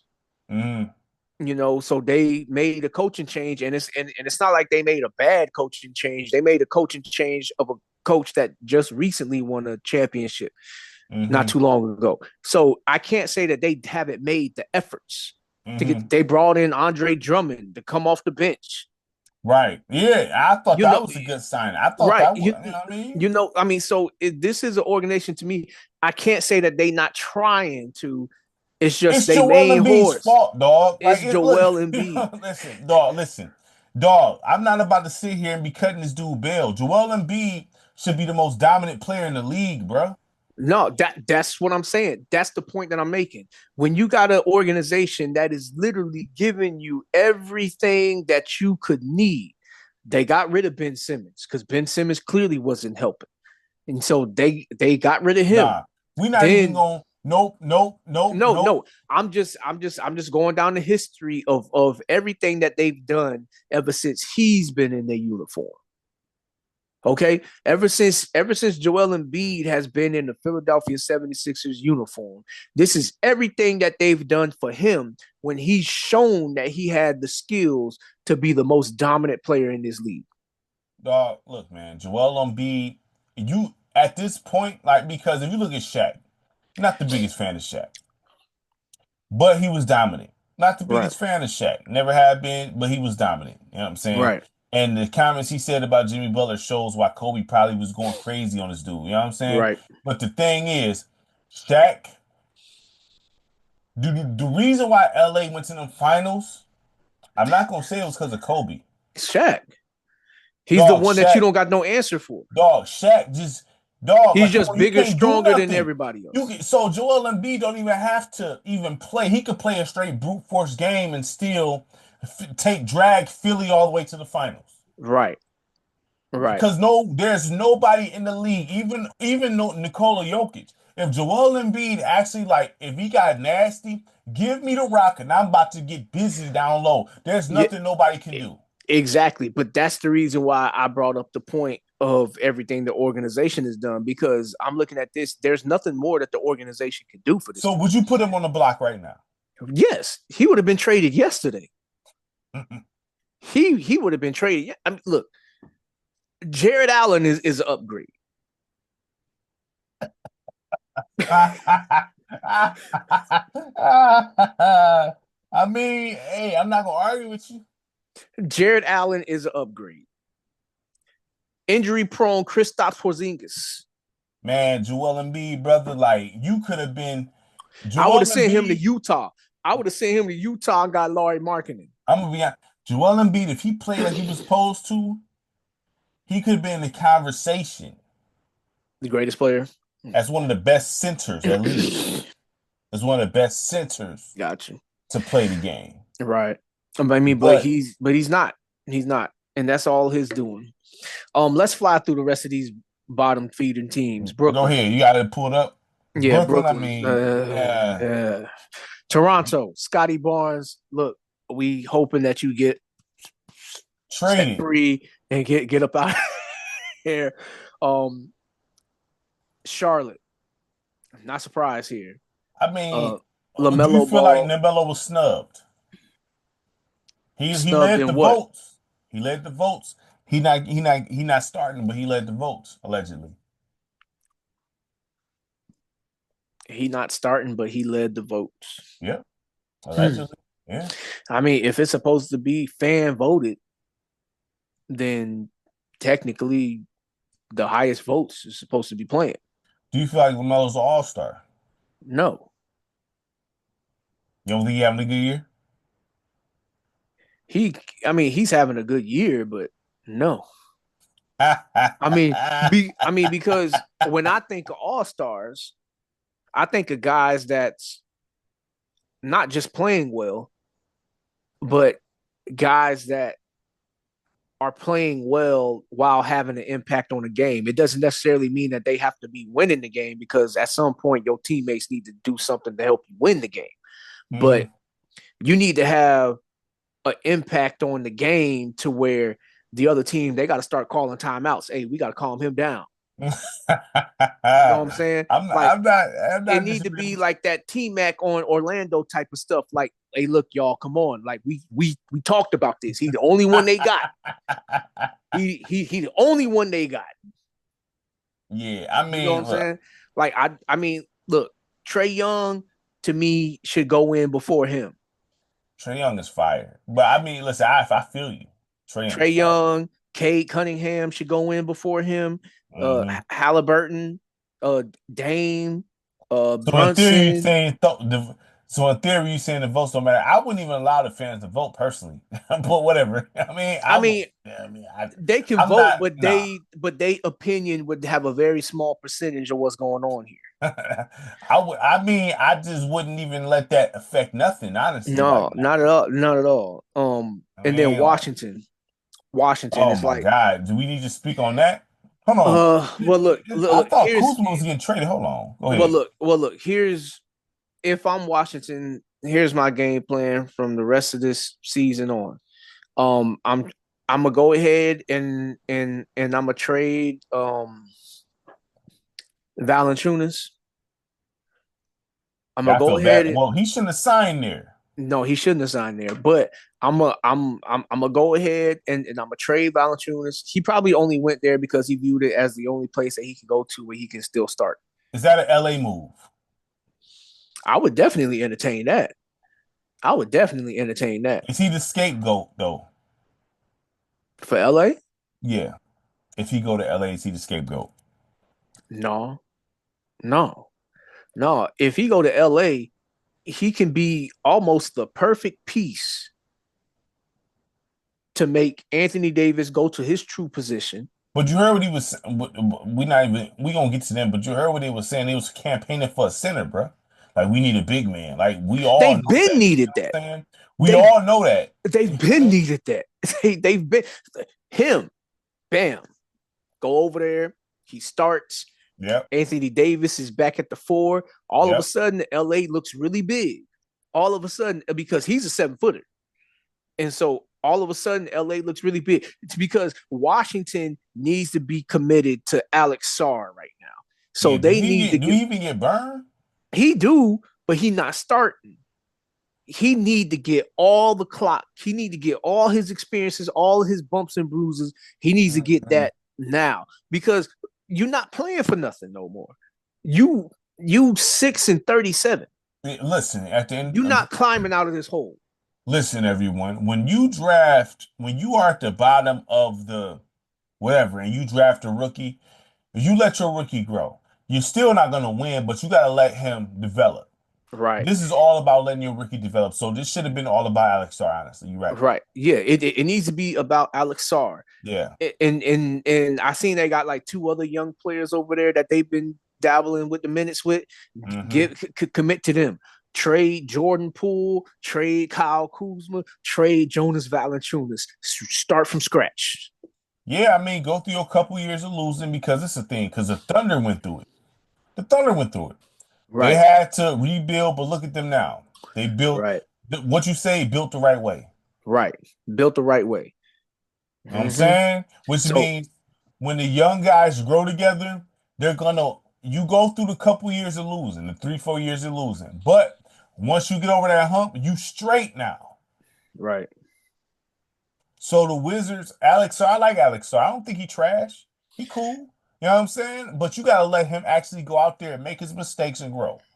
Yeah, because he needs to feel what it's like to actually play against a Jokic. You gotta let him learn, man. He gonna get cooked a few times. Yeah, you gotta let him learn though. He need to feel what it's like to play against a Jokic, to play against a Sengun, to play against a Sabonis. He need to know what it's like to play against a Karl Anthony Towns. He need to know what it's like to play against those guys because if he is who you think he is, he needs to at least to be able to compete with those guys. I think he all right. I don't think he bad. I think, but I was gonna say this, right? Because I said this and I'm just gonna say it here because I'm not. This is the thing with the NBA. They have a very bad talent problem. We know that. I said this, I feel like this. They need to mandate that 3-year rule for college basketball.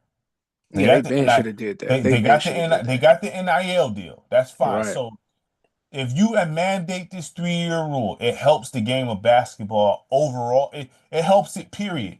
NCAA basketball will be just as big as NCAA football, right? You're gonna be having like you're gonna sacrifice 2 years of a whack It's gonna be bad. Yeah, it's gonna be whack. You're gonna sacrifice 2 years of it, but when that 3rd year roll around, you're gonna be having deep draft classes like in the 90s. You're gonna be having deep. They're gonna be deep because 100%. You're gonna be having players that have to stay and develop their game. Yep. You can see how they deal with coaching. You can see how they deal with life. You can coaching, strict coaching, because you got some of the coaches that's crazy. So you can look at it. Let's see how he deal with this guy. Okay, you can see. I'd rather have a player who, he averaged 5 points a game as a freshman, but he didn't do well. He locked in. He came back average 20. Okay, after that he came back average 30. Let me get him because he's gonna put the work in. And on top of that, you can see how they play in pressure situations because that March Madness tournament ain't nothing to play with. Right, because you only get one shot. With, dog. You know what I'm saying? You only get one shot. You only get one shot.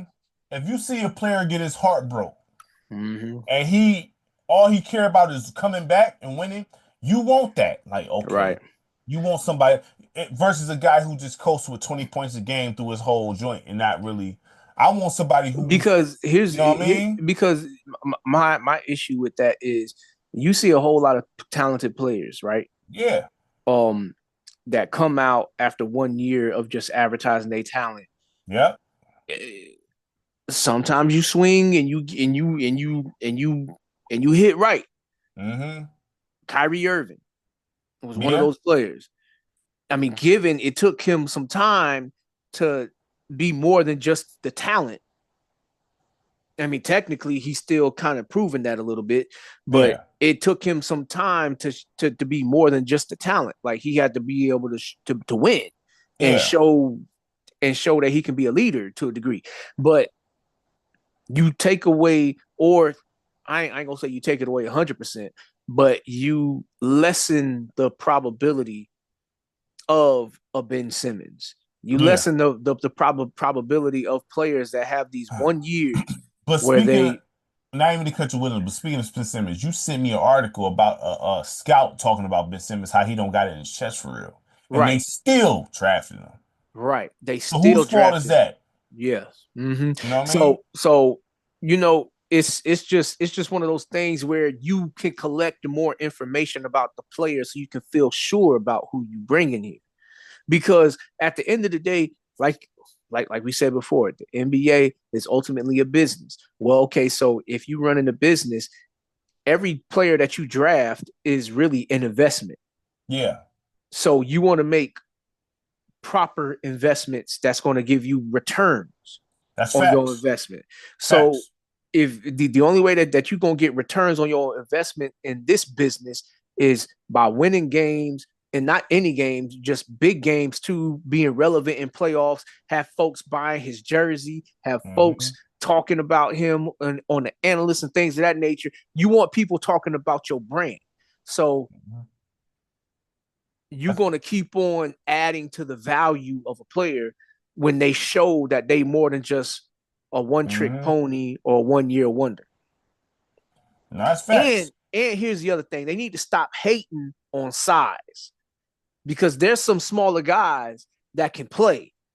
They just not big, but they can play. They might not be franchise cornerstone players, but they can be that 6-man-ish bench player that comes off the bench that shows you that, oh, okay, I can get busy in this league. I just can't be a starter. Look, they need to do away with this whole big three crap. You need a whole team. You already know how I feel about that. You need a whole team to get busy. You know what I'm saying? And that's a big look, man. The Wizards, they can't. Any franchise could turn it around if you really want to win, though. Right. Which is at that point in time, you're looking at the owners. So yeah, if you really want to be a winning franchise, anybody can win. You just gotta. Okay, I want to turn this thing around. So you got to have a no-nonsense policy. You got to bring in the right pieces. You got to bring the right coaches. You got to have a dope scouting team. You know what I'm saying? Period. So which is if they had the 3-year thing going on, I just feel like they need to implement that, dog. I think David Stern was good. I think David Stern was trying to lean into that, but he was getting too much backlash, and he just didn't. Well, see, because part of the reason when they flirted with the coming out of high school and then they took it away and then they brought it back again, like it was like, yo, make up your mind.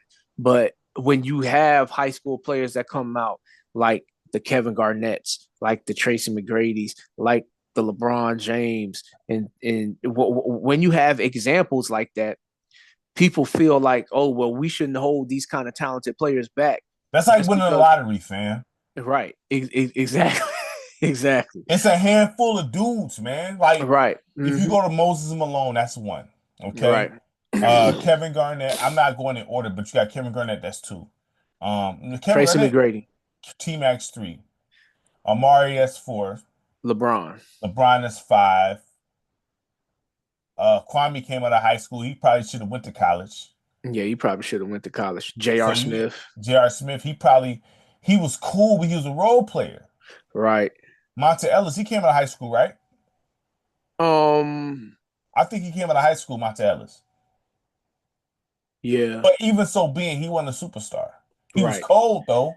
But even you got 5. That's why I said on your hands, you could count actual superstar dudes. Right. So there's nothing wrong with, and let's be honest, with the whole educational part. You know these dudes gonna have people doing their homework. They're not gonna be going to class. They don't care. This school, they just want the money. So they're gonna let them skate through. You know what I'm saying? And with the whole NIL thing going on, it's gonna only benefit you because You can see how they can handle a little bit of hundreds of thousands or a couple of million. If they handle that well, then you can have better confidence about paying this dude $20 million to start off, Mm-hmm. then eventually grow. But anyway, Yeah. that's a whole nother podcast for another day. I feel. Yeah, no, we could definitely discuss that. I think Right. the girls want to talk about that, to be honest. Right. Well, the wishes do. All right. But All anyway, right. So let's but go to the Western they Conference. not what's up. They need to really do some surgery on their Start from squad. scratch. So Yeah. the Western West, Conference. the All real right. conference. All right. So here we go. The West. We got Oklahoma City sitting at the one spot, 36-8. Are they Houston, contending? they should. Are They they should. contending? They should, but I'm not 100% sure about it yet. Why? When I say contending, I mean like this is the team that should be they should at least make it to the Western Conference Finals. I'll say that much. That should be bare minimum. They should at least make it to the Western Conference Finals. That's bare minimum. If you can't at least repeat what you did last year, mm-hmm. there has to be some sort of major injury, which is right now they playing without Chet. Chet has been, out the game for a minute. Did he make a difference? I think he does. I think he does. But anyway, Oklahoma City first, Houston at second spot. Number 2, yep. Which is they kind of it's kind of slipping away a little bit. I mean, they young. Listen, right. For Houston to be way up there, it's cold, dog. Because they didn't even make the playoffs last year. For them to be up there, it's kind of crazy. So even if they did slip, is that a failure? No, it's all not. Right. But it's you kind of looking at them like, yo, man, look, they're not no championship contender team, in my opinion. No. I don't think this going, No, this ain't gonna last forever. I mean, but they doing this without Reed Shepherd getting a lot of clock. Let me ask you a question. Well, they sent Reed Shepherd to the G League. He went off. Well, that's what I ain't gonna say it. Never mind. Well, no, say what you gotta say. No. I don't gotta say it. I was just it's just a thought that came to my mind. Well, say it. Yeah, I was just gonna say, Bronny been balling out in the G League. He banged on somebody. I mean, listen, Brian he had a career high 31. He said it. He said he can his confidence back. Listen, the reason he said he was having fun. The reason why I haven't cooked Bronny, listen, when you almost die off a heart attack, bro. Right. I don't think, unless you feel that, I don't think anybody have the rights, you know what I'm saying, to be right. Like, listen, he's growing. That's why I haven't spoke about his brother. You know what I'm saying? But Houston, do you think that's what I meant to ask you? Do you think that's an attractive destination for certain players? It should be. But the only thing that you have to balance with this, depending on who the player is, because if a superstar goes there, he immediately messes up the chemistry of what's going on here. Because he gonna want the rock, which is going to take the ball out of Jalen Green's hands. It's going to take it out of Sengun's hands. It's going to take it out of Jabari Smith's hands. It's going to take it out of Van Vliet. All of them guys that's used to getting touches, and they used to getting a lot of touches. They're going to have to go down to being role-playing touches, which is, I'm not sure if that's something that Houston should really want to do. Like, if I'm Houston, I'm continuing what I'm doing. I might bring a player in, but it's going to be a supporting cast player, because right now, the way they going, Sengun and Jalen Green need to be the guys that you be like, we building around them. Okay, do they be different in series? They might just on the strength of having more depth, because right now Denver, they only got 3 players to offer right now that I can really say can, like, make this series a win for them. We already know it's Jokic, who Sengun battles with him every single time they play. It's not like he just gets clearly outplayed here. Like he's had his fair share because we know Jokic don't play defense. So Sengun and Jokic, that's a fun matchup to watch.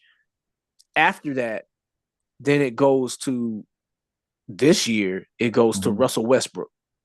He was doing his thing, man. Russell Westbrook. He was doing his thing, man. Then you got the Russell Westbrook and Jalen Green matchup. Like, how does that go? Technically, it should go to Jalen Green at this point. Technically, it should. But, and not saying how many points he scores, but impact on the game. Is Jalen Green going to have a similar impact on the game as Russell? Because we know what Russell Westbrook going to do. Because Jalen Green to me is having a K Cunningham and Jalen Green is kind of coming into at the same time, right? Because remember, I thought Jalen Green was gonna get moved from Houston. Like that's what I thought, especially when them tapes came out. You know, and you know when they, you know, and they was moving him to the bench and all that. But Jalen Green he been doing his thing, right? Which is, I don't know if that's Ime Udoka being like, you need to grow up, you need to man up, or whatever, or is that the fact that he's about to become a father and he needs to man up? It could be a mixture of both.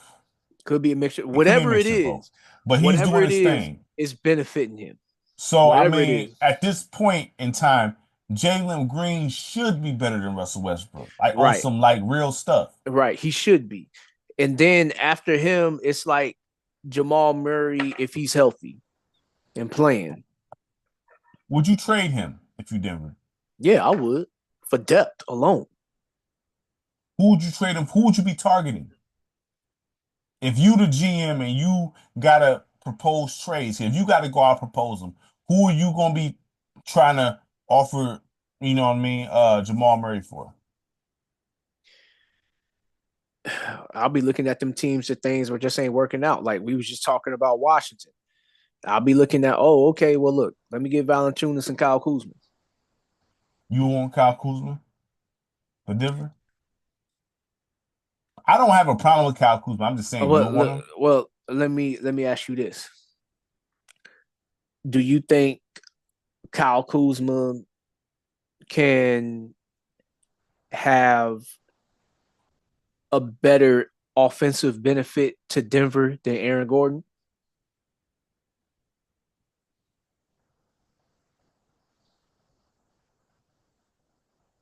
That's a good question because Aaron Gordon have his best years, in my opinion, with Denver. Would you agree with that? Exactly.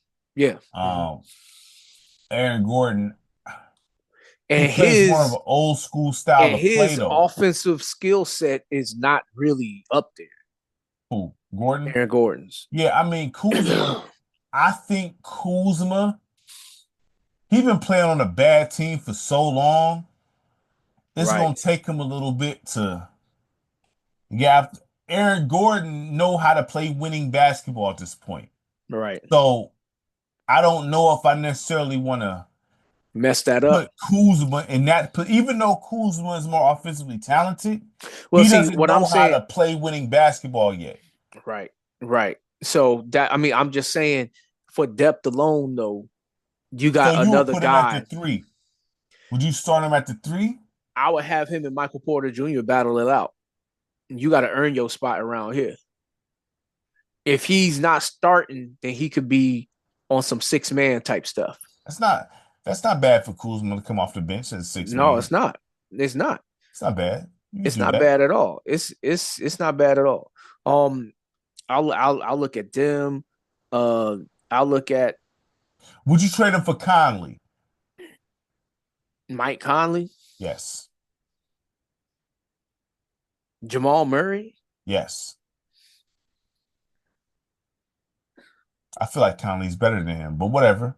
No, Conley is better than him. My only thing that I'm thinking about is he would have to come off the bench too. Conley? because For who? he's not starting over Russell Westbrook. Doesn't Russell Westbrook play the 2 for Denver? Well, technically, if we being honest here, the one who facilitates the offense the most is Jokic. So this is you can take Which is a terrible recipe. Whatever. It's not a terrible recipe because they won with it, but whatever, man. Whatever. Whatever, man. Whatever. So you can take the whole traditional stuff and kind of throw it out the window with this team.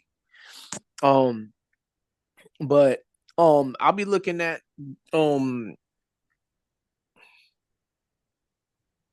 let me see here.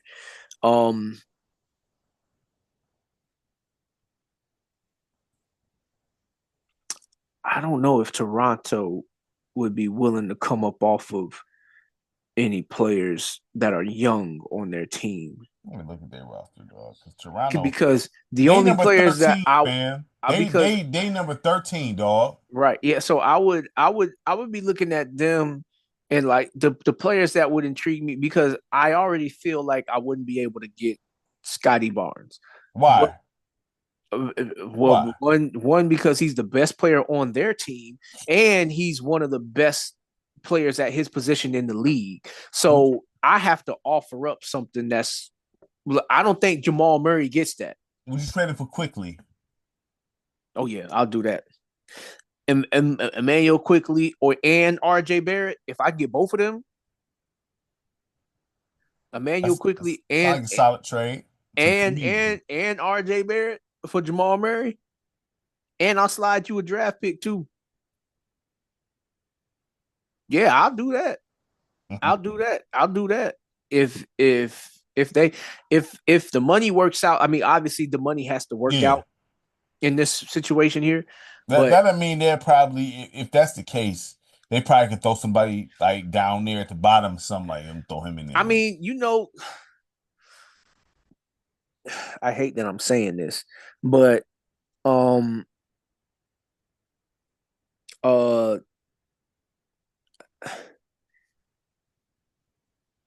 hate that I'm about to say this. You're about to say something out of pocket. I would even potentially entertain a Jordan Poole here. As much slander? Are you kidding me? Because the reason why, the only reason why I'm saying that's crazy, dog. The only much crap did you talk about Jordan Poole? Yeah, I know. The only reason why I'm saying it though is because the only reason why I'm saying it is because Jordan Poole at his best was when he played for a winning team that had a system and he knew his role. You said Andrea had you mixing the light and dark, didn't she? Yep. Mm-hmm. Yeah, this isn't accurate, y'all. He had a little blend going on. You know what I'm saying? Oil and water don't mix. Yeah, sure don't. He over here giving Jordan Poole props. We'll see how this stand later on down the line. Well, okay, I don't believe nothing he's saying. But anyway, I would look at Portland, see if I can get Simons. How about Scoot? Would you trade Jamal Murray for Scoot? Well, the way Scoot supposedly been playing, they might want to keep him around. But Simons is the one that they already potentially might lose. Potentially, depth is what they need. They need depth. No matter how you get it, they need depth. Go ahead, keep going. I'm about to see what point guard they got. Him, I'm pretty sure Portland would love to get rid of Jeremy Grant financially to get him off the books. Is this contract really that crazy at this point, though? I don't know. I mean, maybe not. They got Robert Williams over there. Robert Williams, you could probably get him to back up Jokic instead of having old, busted DeAndre Jordan. Dang. It is what it is, man. Look, there's only one LeBron walking around here. All right. I mean, New Orleans. I mean, I got words for them. Yeah, yeah. I mean, we'll get to them. But anyway, Zion. I mean, they not next? I thought they was next. Okay, no. no, they Well, they we we woo, actually they we all the actually way. we actually skipped over Memphis. Memphis. We I mean, look, I'm surprised Memphis #3. What you mean? You thought they was gonna be worse? Yeah, because they lost Depth, but I mean, They they're only doing their lost Steven thing. Adams. They're doing their thing. I give Memphis I all the mean, credit. because I I have mean, nothing negative to look, say about Memphis. Ja is back and he hasn't picked up a gun yet. Listen, do I feel like Ja Morant is better than Derrick Rose? Still, no. He's But carrying the worst he's team. cold though. He's cold. He's carrying a worse team. Do you feel like he's better than Derrick Rose? Yeah, I All do. right. Yeah, I do. I do. I do feel like he's better than Really? Derrick Rose. He's got more Prime real D Rose? MVP. Derrick Rose was not a real point guard, and Is Ja MVP. Morant a real point guard? He's more of a point guard than Derrick Rose is. He actually looks for his teammates some way somehow. You know, whereas Derrick Rose, he was working with a squad. Derrick Rose is cold, man. I'm not saying that, but we talking about another cold player here. Ja Now, nice too. He nice. Right. He's super nice. I mean, I'm just They the saying. same dude. Low key. He can't shoot. Ja can't shoot. Ja can shoot. He's not elite with it, but he can shoot. He makes shots. You trust him to shoot? I do.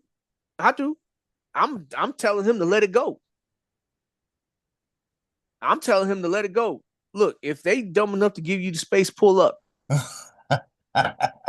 I mean, he's done it enough. Listen, Memphis is nice.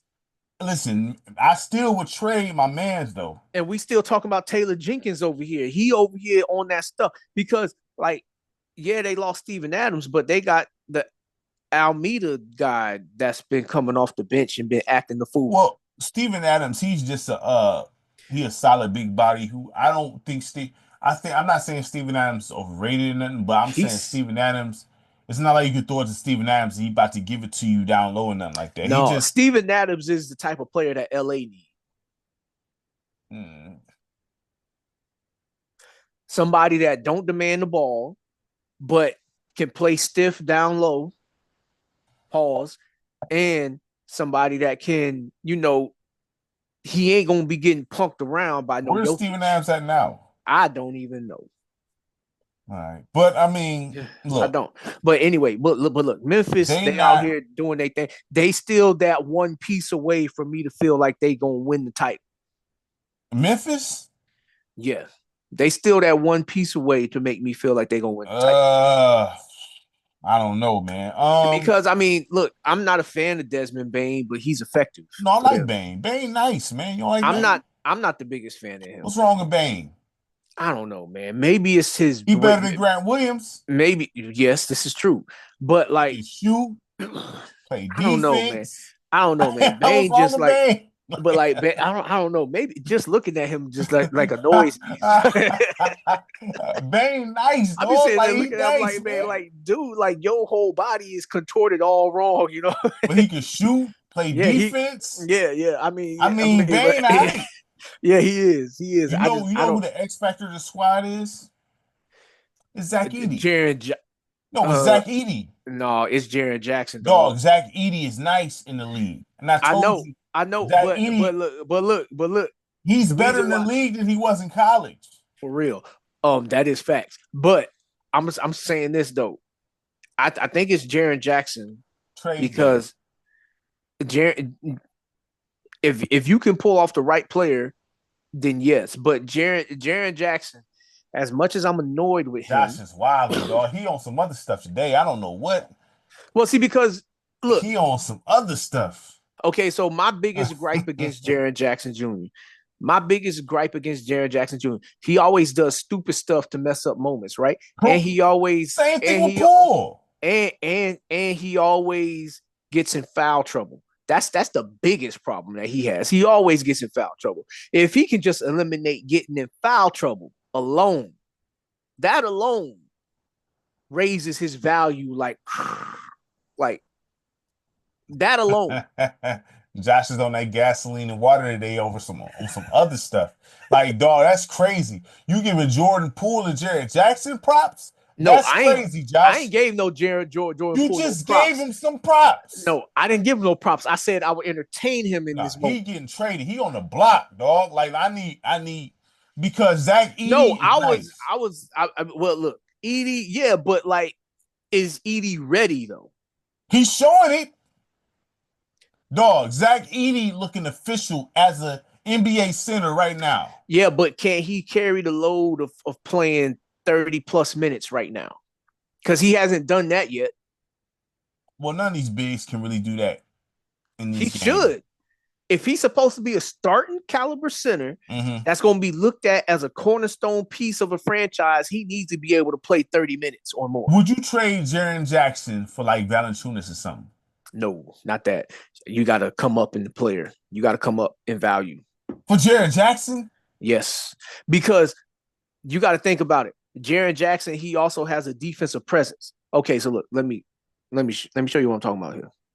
Okay, let me show you what I'm talking about here because I'm not pulling this one out my behind here. All right, let me show you what I'm talking about. What was that mix you got, man? Like, what was that? Because I want to try that. Whatever you was drinking on, like, I want to know. Let me show you what I'm talking about here. Okay, so right now, this year average, Jaren Jackson Jr.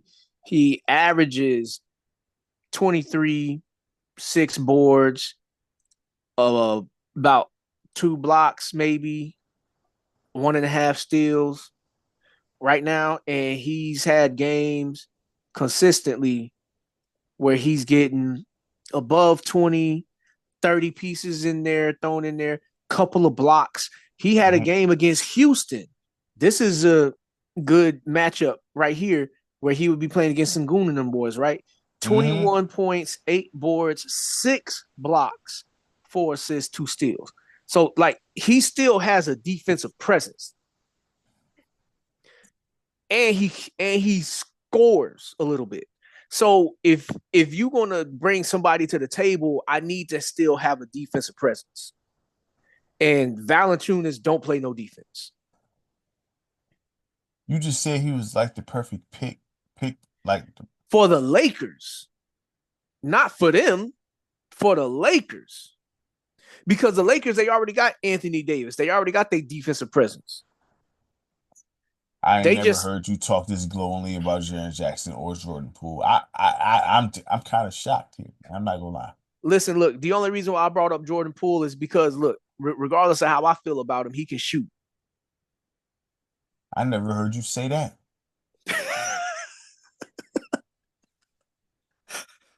Regardless of how I feel about Jordan Poole, he can shoot. You got to get this dude drinks for him to keep it a bean? That's crazy, Josh. No, man, look, dog. No, that's crazy. No. Look, me and you both had the same issues with Jordan Poole. Me and you both had the same issues with Jordan Poole. Dude over here, because if we really keep it, he's not no number one cornerstone franchise player to build around. He a 3. Right. If that. What would he be on Denver? What would he be on Denver? Off the bench. Exactly. But see, this is the problem with the league. They act like it's a problem. They're going under Jamal Crawford and Jason Terry's. So, but anyway, but look, Jaren Jackson, while I'm annoyed with him, he does bring something to the table defensively. Like, you can't just come up in the lane and just throw anything up because he'll send it back. So I need some kind of defensive presence to replace what I'm going to lose. I hate his shot. For him. Like, that junk looked ugly in the mug. And I mean, like, if I'm being honest, Franz Wagner's shot looked ugly in the mug too. It ain't like Gilchrist or who my man's name? No, Gilchrist, yeah. It ain't like that. It ain't like that. It ain't like that. But it's just one of those things where it's like, they need like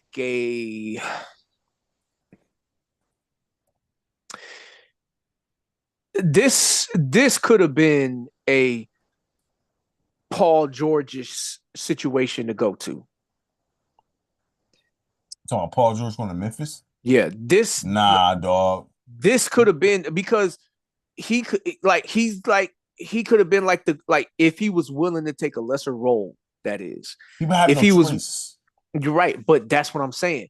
But if he was willing to take a lesser role, what Paul George still brings to the table here, he can defend the perimeter and he can give you some offense when needed. Like that would be. How old is Paul George, dog? Oh, he got to be knocking mid-30s.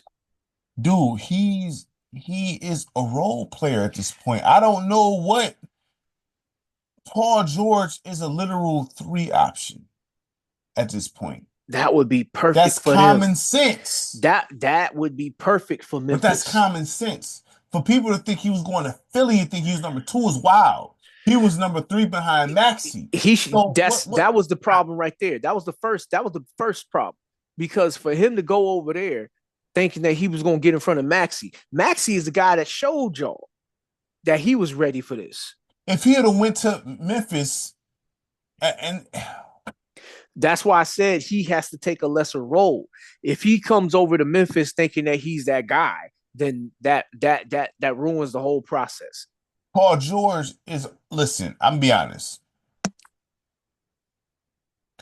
Paul George, I wouldn't have been surprised if he was out the league a couple of years ago type stuff due to his injury issues. So my thing is, it's like, at this point, you are a 3 option. That's what you are.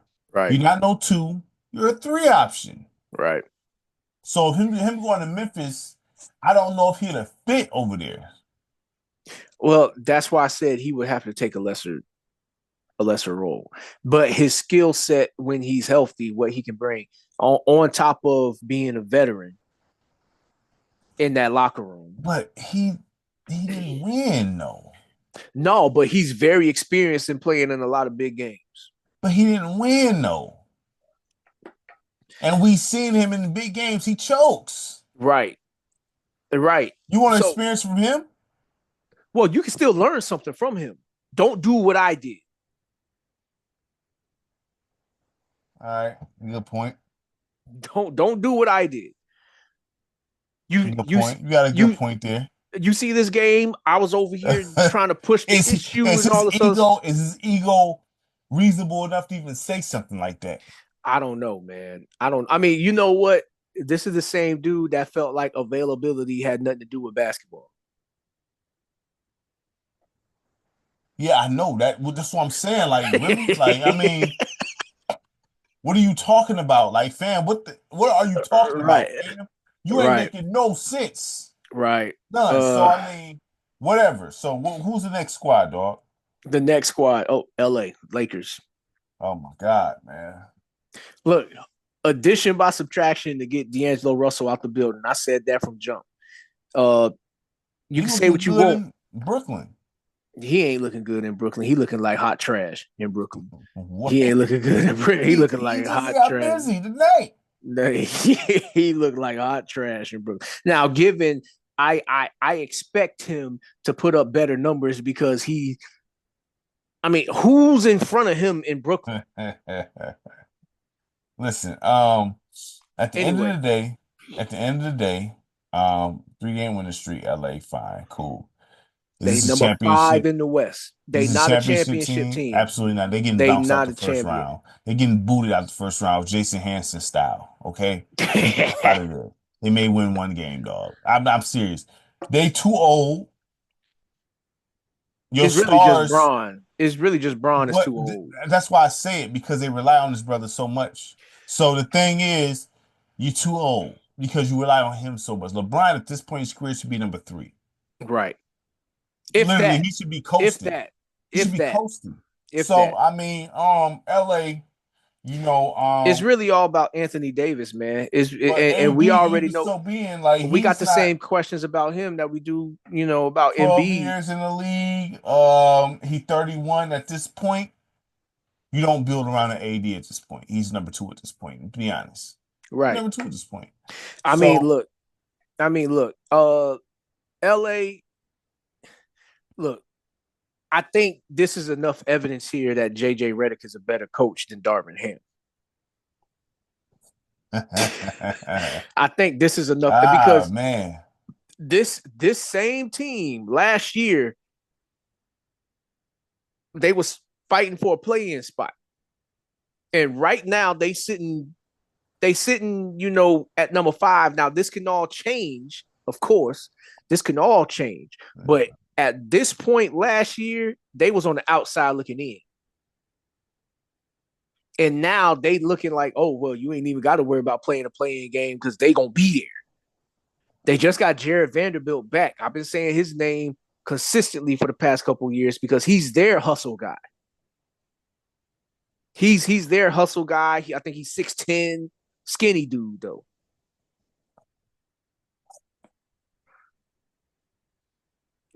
They need to make a move. They talking about they don't want to get rid of Rui Hachimura. I'll slide him up out of there with the quickness if it means I get something better. JJ Redick.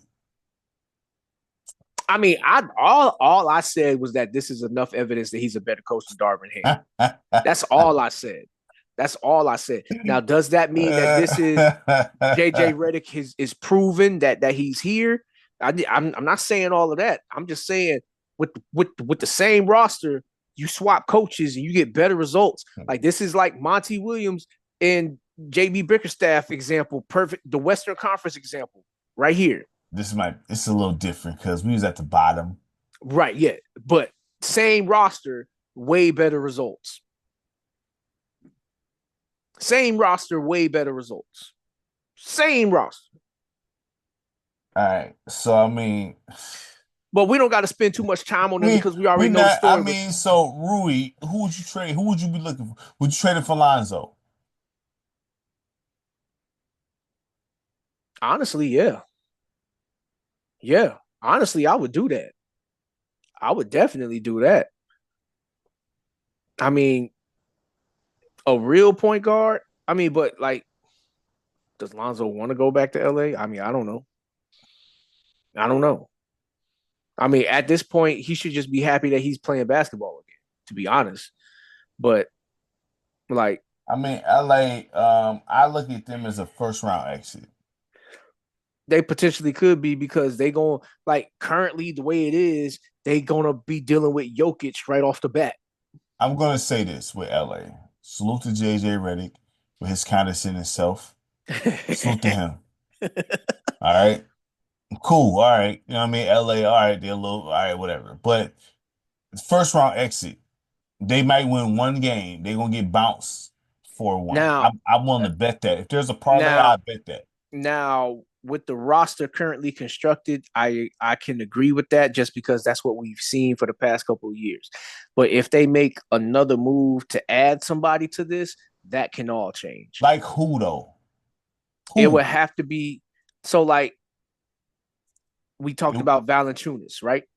If we get changing that, fam. No. What I'm saying is now AD's not guarding Jokic no more. Still not changing that, fam.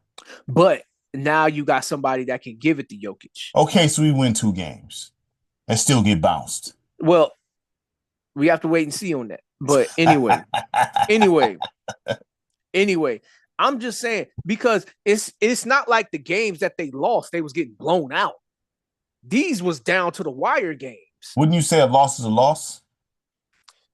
Yeah, but we all know that every loss and win, they not the same.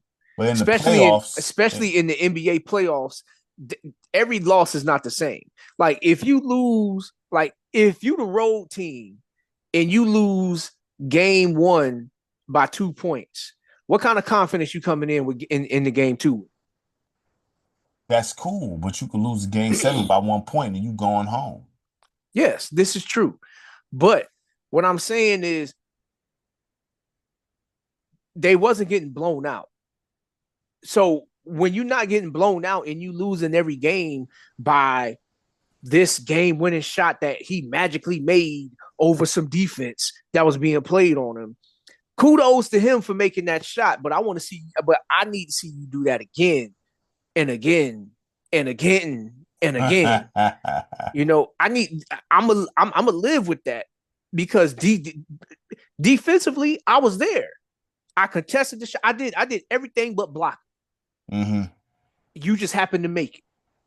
Now, can you make that shot? Can you make that same shot 4 more times?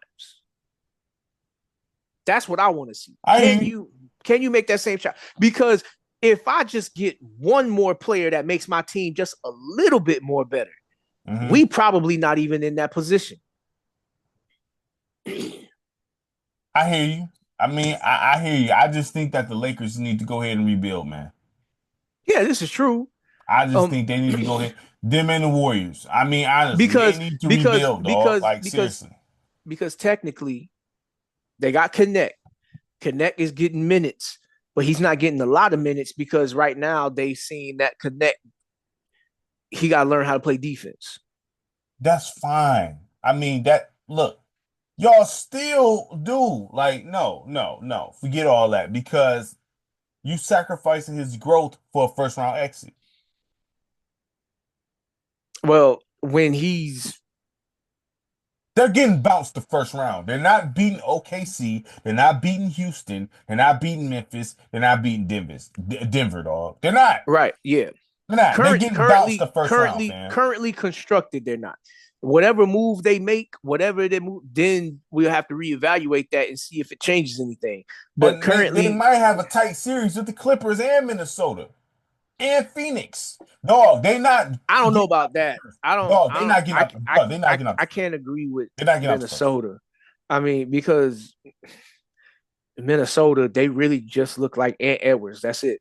Yeah, and honestly, with LeBron's age, and people act like that's some stuff that don't exist. LeBron James look good at. They definitely act like it exists because every highlight he puts up, he's doing this at 40. But look, like at LeBron James, if you look at LeBron James now versus prime Brian, it looks complete. It looks good. What LeBron is doing looks amazing at 40. I'm not about to sit there and downplay that at 40 physically. But if you look at prime Brian, even if you go to the Heat Brian, it's completely different. Completely different. It's not the same. No, it is not the same. Ant Edwards might be enough to really take them to the brink, dog. Well, Ant's gonna need some help, which is any team with Julius Randle on it has a chance to lose. Any team with Julius Randle. You've been saying this for a while. I'm not gonna argue with that. Any team with Julius Randle on it has a team to lose. Has a chance to lose, especially in the playoffs. That's like talking about James Harden a little bit. The next team, the Clippers, with James Harden. Yeah, I'm not gonna argue with you there. I mean, James Harden and Kawhi Leonard. Healthy Kawhi Leonard, this team was supposed to did something. But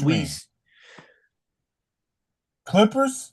When they was healthy with Kawhi Leonard and Paul George and James Harden, they would this team roster-wise, reading the paper, you were supposed to see a championship show up somewhere next to this team.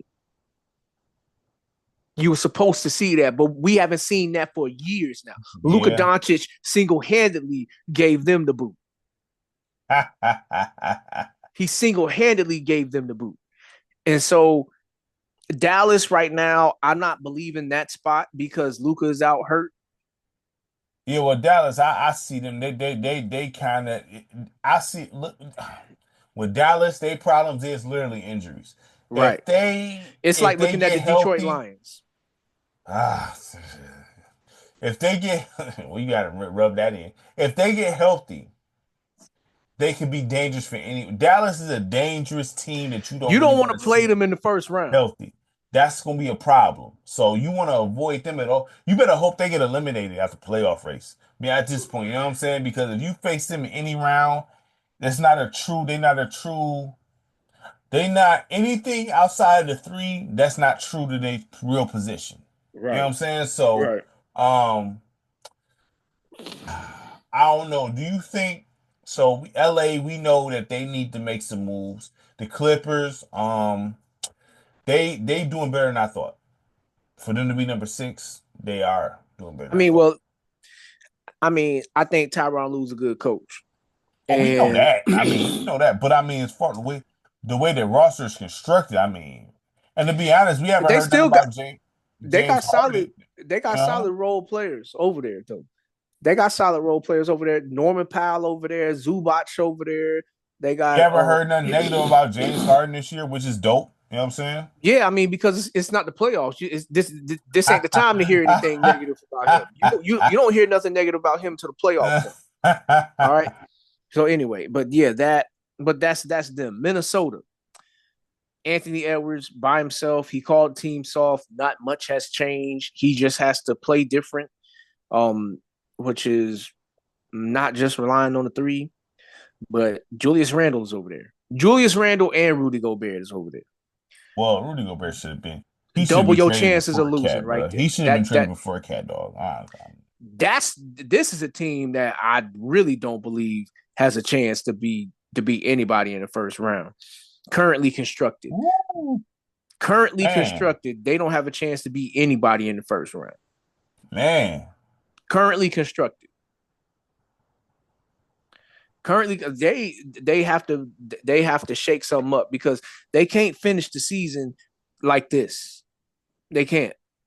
I mean, we halfway through the season right now, and Julius Randle has contributed nothing. Go ahead. I mean, look, I'm not disagreeing with you, man. I mean, I honestly thought that that Minnesota would be better with Devin Chinko and Julius Randle. I was wrong, so I have nothing to say. I had to eat my crow. I mean, technically, there's still time for that to get turned around, but I don't have a lot of faith in it though. I thought Devin Chinko would be better in Minnesota because he had bigger opportunity. I really thought that he was going to really turn up, but we clearly see that he ain't ready. He ain't like that. He would have been. I was wrong. I mean, he should have stayed with the Nova Knicks. I was wrong. I was wrong. I thought that he was going to go over there and actually, I thought the X factor of that trade was Devin Chinko. As far as Julius Randle, I'm like, okay, he going to come in there. You know what I mean? I thought that he would buy into the championship culture. They ain't got no championship culture. No, but as far as they got, we're contenders. So I thought he would change his ways. Right. That has not happened. Right. So yeah, that's them. Dallas, we already talked about them. They just injuries, man. Sacramento. Phoenix. We hopped over Phoenix. Oh, Phoenix. Oh yeah. Bill, he kind of got a similar situation to Jimmy Butler, but it's not as crazy. But I mean, I don't know if you've seen that video where they went in the huddle without him, and he was like, "Oh, word," and then walked around, like, you know what I mean? So it's like there, and then the reports come out saying that they trying to make him feel uncomfortable so he can raise that no trade clause. So that I think that's unprofessional, personally. But you shouldn't have traded for him if you knew he had no trade clause, and knowing that he's not worth that. Like, why would you do that? So I mean, he ain't worth no trade clause. You know what I mean? He ain't somebody that should demand that. Like this is you ridiculous. Taking on that contract was wild. But Bill, I mean, it sounds to me like that the Suns is going to get Butler, because if you pay attention to the moves, they've been making moves to acquire a bunch of draft picks. It sounds as if there's a deal in place that's allegedly, possibly going to be, they say 5 teams supposedly involved. It sounds like Butler is going to be with the Suns before the deadline. It seems that way. But even so being, if they was to get Butler, I don't think that changes anything. No, that don't change nothing. That don't change anything to me. That don't change nothing. That don't change anything to me. If anything, I think that puts more weight on the shoulders of Booker and KD, and we know that they're not capable of carrying heavy weight. Can we say Booker is like Tatum, bro? Right. They the same. Matter of fact, I seen Booker saying something that he wants to come to Detroit. No, he didn't. I swore I seen something on my feed. I'd rather, as much as I be trading Cade, I want Cade. I don't want Booker, bro. Let me see this. No, dog. Hold on. Let me see this. Devin Booker in Detroit. I mean, if I don't got to give up Cade, Is he supposed to be from Michigan or something? Like, okay, like, I'm looking like, him up right now. like, really from Michigan? Devin Because Booker. I'm looking him up right now. Devin Booker. Oh, he from Grand Rapids. I changed. He from Grand Rapids, man. I can't be talking crazy about them. You know what I mean? that Like, that changes everything. he from Michigan, man. You know what I'm saying? Like, I That gotta, you know changes what I mean? everything. Look, home team, man. Yeah, Like, see, look. look, Devin, see right here. Devin Booker says he's coming home. What does that mean? Hold on, dog. Let me. No, I'm looking this up, man. And then Andre Drummond wishes to end his career in Detroit. Chill. And Who then said that? When did he say that? he said this on the one of the podcasts here. I'm about to send it to you right now. So if we got Cade, Booker, and Aiden. Drummond. Oh, Drummond. Oh, Drummond. I'm thinking. I don't know why I thought Aiden. Drummond. I wouldn't. Drummond. He had his best years with us. And right now they saying that the Pistons is interested in Chris Ingram, right? Middleton. No, man. No, I don't want Chris Middleton, brother. What he gonna do? Be on the sideline hurt? But I know you're gonna like this. Rajon Rondo said that he's willing to mentor Cade Cunningham. I definitely love that. Yes. So Rajon Rondo was one of the great point guards to play this game. I don't care what nobody say. So, but honestly, we gonna talk about. I was gonna ask you, we can talk about have a show where we talk about the underrated, underappreciated players okay, in this game. And I think Rajon Rondo, to me personally, is underrated. right. So I definitely would like that. But I Well, mean, Devin Booker coming to Detroit, as long as we don't lose Cade, I'm cool with that. yeah, he the future piece. But yeah, Phoenix, man, they ain't doing nothing. Sacramento, the 10th seed, 23 and 22. They fired my man Mike Brown, and Bogus. and then Doug Christie comes in, and apparently Doug Christie has an idea about how to do this because they've been I think it's the last 10 games, they 7-3. But they're not going to some title. They're not. No, because you already got too much dysfunction going on right now. No. I mean, personally, I still feel bringing DeMar DeRozan in the building messed up everything. If I'm Fox, I want to get up out of there.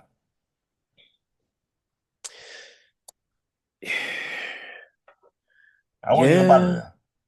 Yeah, but where can he go? And where can they trade him? Or, I mean, I don't know how many years he got left on his contract. I feel like he just signed recently, not too long ago. I feel like Fox would be a good fit in a place like Minnesota. Yeah. I think he'd be a good fit there. I think he'd be a good fit in a place like, let me look at this, because Fox is nice. I just think that they missed their window. They missed their window to go to the finals. I feel like they missed their window. That 1 year, they really missed their window. I mean, and the window is so small in professional sports. You got to really, especially with a team like them. You know what I'm saying? So especially with a team like them. Fox, I think he'd be good with his team. Like, so he got 1 more year left on his contract. Let me ask you, if you Indiana and Sacramento came at you like, look, we give you Fox for Tyrese, would you do it? If I'm Tyrese, I don't want that. Because I'm not asking if you Tyrese. Because I'm asking if you Indiana, y'all traded me away. No, forget that. It ain't about him. I'm talking about if you Indiana. If Sacramento called you, the owner, and you control the trade, would you trade Tyrese for Fox? So I want you to think about the dynamics here before I give my answer. All right. Before I give my answer, I want you to think about the dynamics here. Mm-hmm. Indiana built their team around Halliburton being a pass first point guard. Mm-hmm. De'Aaron Fox has been playing the role of the first scoring guard, two guard type of guy. Mm-hmm. If he goes to Indiana, who's the distributor?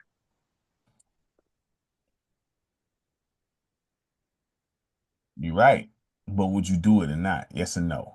If I'm Indiana, I'm not doing it. Okay. All right. I mean, okay. And I acknowledge that Fox is better than Halliburton in some ways. I mean, Tyrese Halliburton is a better distributor than him. Yeah, he's a better true point guard. He's a better distributor, but I feel like Fox in the fourth quarter, if you need some buckets, like we need you to Well, do hold it. up now. Halliburton has his fair share of those games now. He not like Fox though. Well, no, because Fox he's more of I'm gonna hit you in that mid range. Like Fox can drive.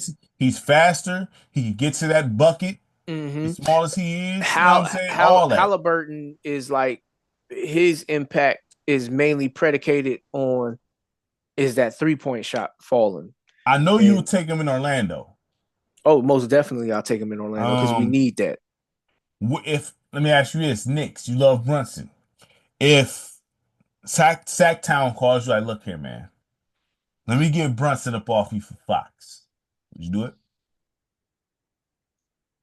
Not only would I do it, I would already say, oh, Jalen Brunson, he over there right now. I can just tell him to stay. Yeah, he was saying something about going on vacation to go see somebody that he know out there. I could just call him, tell him, look, just go ahead and go over there. Milwaukee. Would you trade Dame Dollar for Fox? Yes. Let's see. He can go to Miami. Yes. And turn up over there. Yes. Yes. Whoever you want. Yes. Would you, if you Philly, would you entertain? Yes. Trade Maxey for him? No. No? No. All right. I'll give him Paul George though. Man, they ain't gonna want that. That's crazy. I hang the phone up, fam. Like, you disrespecting me at this point. You know what I'm saying?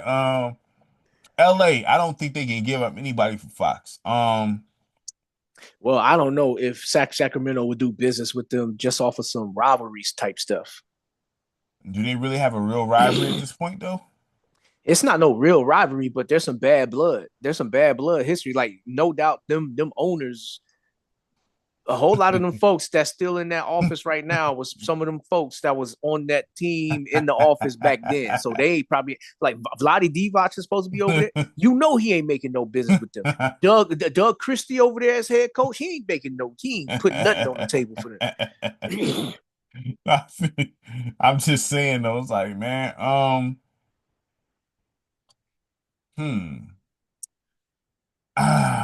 I mean, Fox can go a lot of places. He can go a lot of places. He can go a lot of places, man. So I mean, I think that the market for him is kind of, I'm not gonna say it's hot, but it's lukewarm though. Yeah. He can still go somewhere and really do something. So I mean, you know what? Now that you say that, what? One place that I feel like he can go, I would entertain Houston. For who? I'll give up Jalen Green for De'Aaron Fox. You want to give up what's my man's name? The point guard? Van Vliet. Van Vliet. You want to give up Van Vliet for him? Package deal. You give up both of them? I'll give up both. That's too much, dog. That's too much. Nah. Give up Van Vliet and somebody else. I keep Jalen Green. Van Vliet. He ain't no spring chicken in this league. He's never been one of the top players in this league, and he's not even what he was right now. But he do know how to play championship basketball. We can't take that away. Okay, good. Y'all can have him, and you can have a homosexual that converted. I mean, Fox, to me, like, I think that, I don't know if Fox liked that move of firing Mike Brown. I don't think he was feeling that. Well, from what I heard, it could have been potentially what was going on behind the scenes, because from what I heard, Mike Brown lost the locker room. I don't know why Mike Brown has this lack of respect when he's a good coach. it's not about X's and O's, you knowing how to do stuff. A lot of the times, moves like this come down to how you treat folks. So I don't know what was going on behind the scenes, but everything that I heard said that he lost the locker room. I'm not gonna argue with you there. I mean, he probably did. I So, mean, if that's, I mean, because it just doesn't make any sense. right, You get coached, it just doesn't, to me, honestly, it just doesn't make sense how it doesn't make any sense. Like, how he just get, you know what I mean? Like, one right, bad year? right. Makes no So sense. So, I mean, it is what it it is what is. it is. But yeah, but if you trade De'Aaron Fox, do you mind? Should you might as well go ahead and get off Sabonis? Well, yeah. Just rebuild. Like, look, if you're gonna bring in I feel this way strongly. If you're gonna bring in a straight up rookie head coach, let him develop his culture and just rebuild. Because it's not fair to him to expect certain results. He's a rookie head coach. Well, given the whole world witnessed Missoula get the same thing in Boston and he win a championship. The lottery do exist. And Right. people win the lottery. Everybody, how many people play the lottery? Right. It's not often. But what I'm saying is that's an example that, okay, just changing coaches mid-season could really work here. Like we seen that happen even with Cleveland when they fired David Blatt. Okay, promoted how long, Tyronn Lue. But how long was Tyronn Lue the assistant coach there? Oh, he was there for a minute. But Christie was there too. Assistant coach? Right, yeah, but Christie was that too. Christie was that for them. So if that's the case, then that's fine. He know those players. There's a theory that sometimes the assistant coach have the pulse of the team better than the head coach. Right. Yes. A lot of the times that's the case. Could that. So if that's really the case with Christie, then hey, he know those guys and all that type of stuff. He's sitting back in the tuck watching things and all that, and he's seeing. You know what I mean? I'm not gonna say he was plotting, but at the end of the day, they want the opportunity to be a head coach. So Doug Christie can have conversations with Vlade Divac that Mike Brown can't have. Exactly, that's what I'm saying. So I'm not saying because just because he has the history there with Vlade, he battled brothers on the low. Back in the day when we was doing this, I feel like if we do that here with our current roster constructed, like we can have some things going in the right direction. They brothers on the low. Right. You know what I'm saying? Like, so they brother, you can't take that away. They spent more time with each other than actual family members. Okay, so they brothers on the low. So I mean, Vladdy's gonna listen to Doug Christie. He's going to. Right. Point blank. So I mean, because he developed some trust with him. That's why I say it's not like I'm not saying he was plotting, but he's sitting back watching interactions, watching things the players, studying if he's doing what he's supposed to do, studying things. You know what I'm saying? Right. Okay, all right, Mike. Because Sacramento's roster is better than 10th seed. Sacramento's roster should be where either one of the LAs is. I'm not gonna argue with you there. Should be where either one of the LA, because when they was at their peak, they was a top 3 team in the West. You're right. I'm not saying there's no way you should drop that low. Right. So you were definitely correct in this situation. So that's that with them. The Warriors, they need to rebuild. Yeah, I mean, do you trade away Steph Curry? Yes. But this is the thing. I was, because I didn't release the show and I'm not going to at this point. But Steph Curry, this is the thing. Everybody will be on the market at this point. If I will talk to Steph personally, listen. We going in the rebuilding phase. If you want to stay here, that's fine. But understand, we are going into the rebuild phase and we won't be winning much. But if you want to, the statue is already solidified. The jersey retirement already solidified. You know what I'm saying? You already official. But if you want to leave, give me the list of teams that you want to go to, and I'll try to make that happen and do you a solid because you don't cause me problems. Well, you know what I'm saying? Well, he gonna want to go probably play with LeBron because they cool. Will he? or really want to go to Charlotte? He don't want to go lose over there. And about that, it's some others. He what 4-time champion? Yeah, but And like about that, it's about putting no, on the no, jersey his father wore. no. Steph ain't there yet. Steph is still able to compete for a championship. On the right team, he is still able to compete for a championship. Now, you going to sit here and tell me if he sees an opportunity, because at this point, everybody gets put on the table if you LA, if it means you get Steph Curry outside of LeBron and Anthony Davis. Anthony Davis not available for Steph? Well, straight up, yeah, but like you want to keep them together because you want them three to exist on the floor together.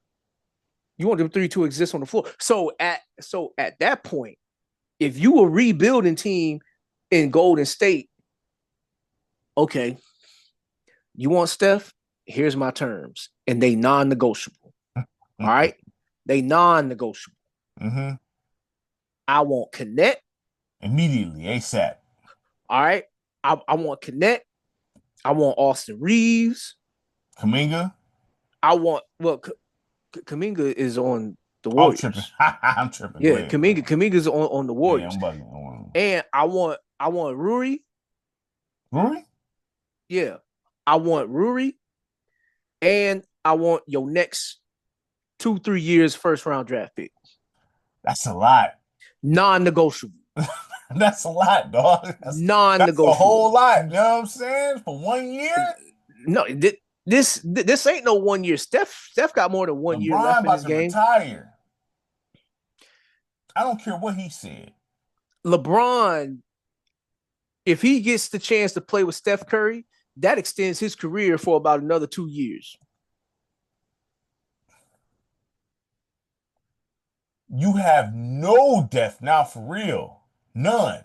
No, you're not absolutely gutted because you still got Gabe Vincent, you got Cam Reddish, you got Jared Vanderbilt still over there. You got you got the Christie kid who's been playing well for them. You're not completely gutted. It's just that you putting the weight on the superstars more. Older ones. Right. But one injury ends it all. Yes, this is true. One injury will end it all. But that's why I'm like, look, give me your young players. Like, really, the main one that I really, the main two that I really want is Connect and Austin Reeves. I don't necessarily have to have Rui Hachimura. You can keep him if necessary. But Connect and Austin Reeves, and let's say 2 first-round draft picks. I'm not mad. I'm not mad at, like I said, I will talk to Steph. I wouldn't necessarily talk to Draymond. You just getting traded, brother. I'll take him to Detroit though, because he's from Michigan and he towards the end of his career, so I'm quite sure I don't think he have a problem retiring home. But Steph, I'm like, listen, you getting the statue. You already solidified, and I do want to consult with you. If you want to stay here, that's fine. Just know we gonna be losing and we rebuilding. That's what we doing. Right. But if you want to stay and retire here, that's cool. We keep you. But if you want to leave, I don't want to blindside you because you don't cause problems. I don't hear, you know what I mean? So I would actually give me the list of teams you want to go to, and I'll try to make that happen.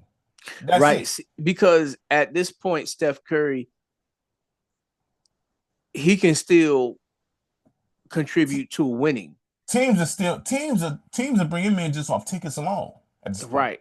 Like, well, I don't see no team in the East that he would want to go to.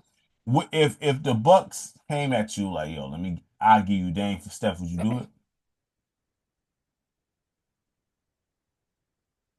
No. I might as well should just keep Steph.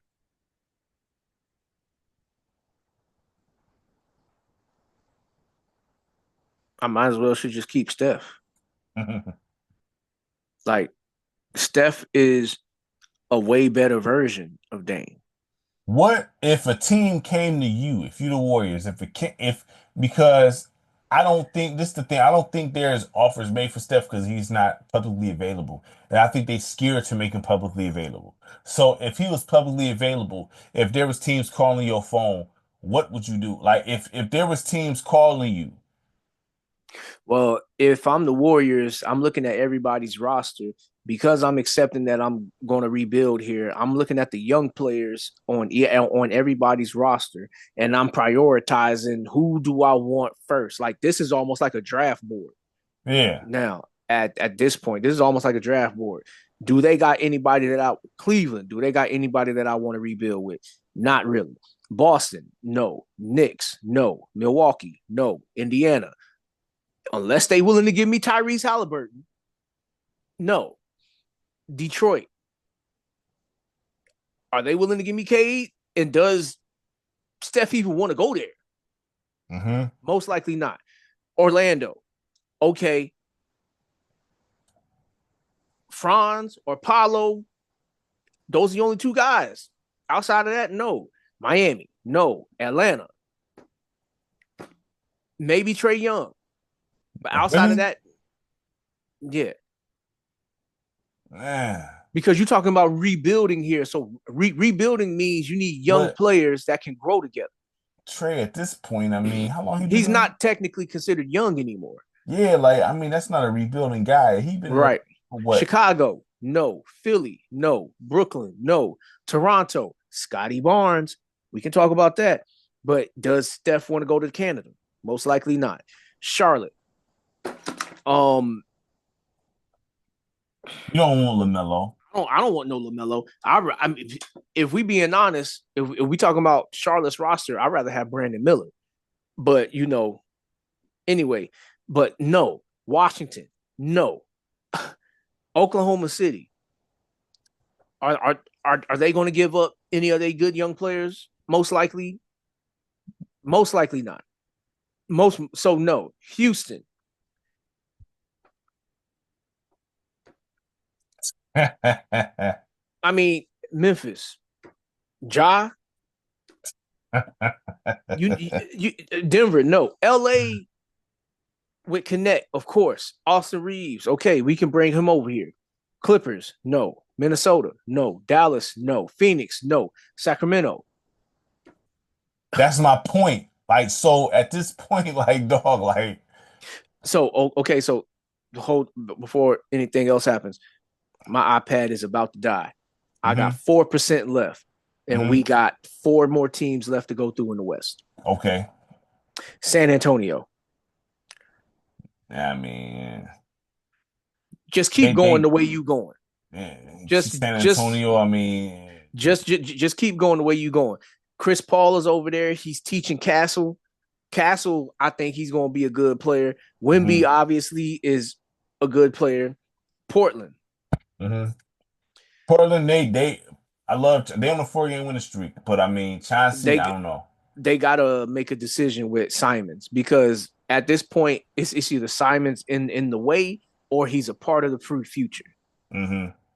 So that's Jeremy Grant and Simons, both of them. Right. I mean? And Ayton. Yeah, you're right. All 3 of them. They need to really because they have it's either the players or the coach. Right. So. Right. Which is it might be all. Yeah. So I mean, Pelicans. New Orleans, complete flush. They need complete flush. Would you fire Willie Green? Yeah. You would, or would you give him a shot at rebuilding? No. I mean, because we was supposed to win with what we had. Brandon Ingram, DeJounte Murray, Zion, complete flush complete flush. All 3 of those players need to move, so the head coach need to move. All right, so before your iPhone slide up out of here, Utah. Flush? The keepers on this roster, Markkanen, if he's willing to stay, Keontae George. Outside of that, everybody's available. The coaching spot might be up for for openings.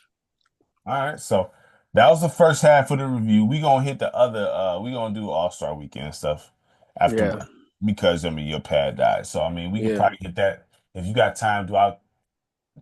Just let me know if you got time through the middle of the week. I can make time for that. Okay. Like that. If it happens during the middle of the week, it'll most likely be like a Wednesday. That's fine. Just let me know. That way I can make time. So so that's the first half. I mean, But the good thing is with this episode, we talked about enough other things where you could chop up pieces and you can distribute. Yeah. I chop it up. No big deal. Yeah. So, you know what I mean? Yep. So that's that. The first half of the season. We gonna get as far as the NBA season. We probably gonna get back at y'all when the playoffs start. Right. Yeah, predictions. I mean, we still got to talk about this trade deadline with Jimmy Butler stuff. Yeah, we gonna hit and that. The whack All-Star weekend. But yeah, we hitting that this week for sure. Yeah. So I'm gonna go ahead and let you rock for your pad die. So all right, cool. All right, so make sure you like, subscribe, share the content. We going. Peace. All right. F&S, the attention is to be the best. Not just sports, every box we check. Whatever topic we address. No such thing as putting us to the test. We not compromised. Guess you could say we selfish in that sense. What's your top 10? We break it down a list. Not moved by analytics. We judging off live production. Handle your business, we talk about it. Stick up the build and we talk about it. Not just star focus. Attention goes to the whole roster. Show you how to conduct a show proper. No props, all dialogue. Fact droppers. This the right show you chose. Keep you in the know and never move the goalpost. We gonna cover off the court, off the field. We covering everything. We'll talk about players that got themselves in some situations. F&S, we covering.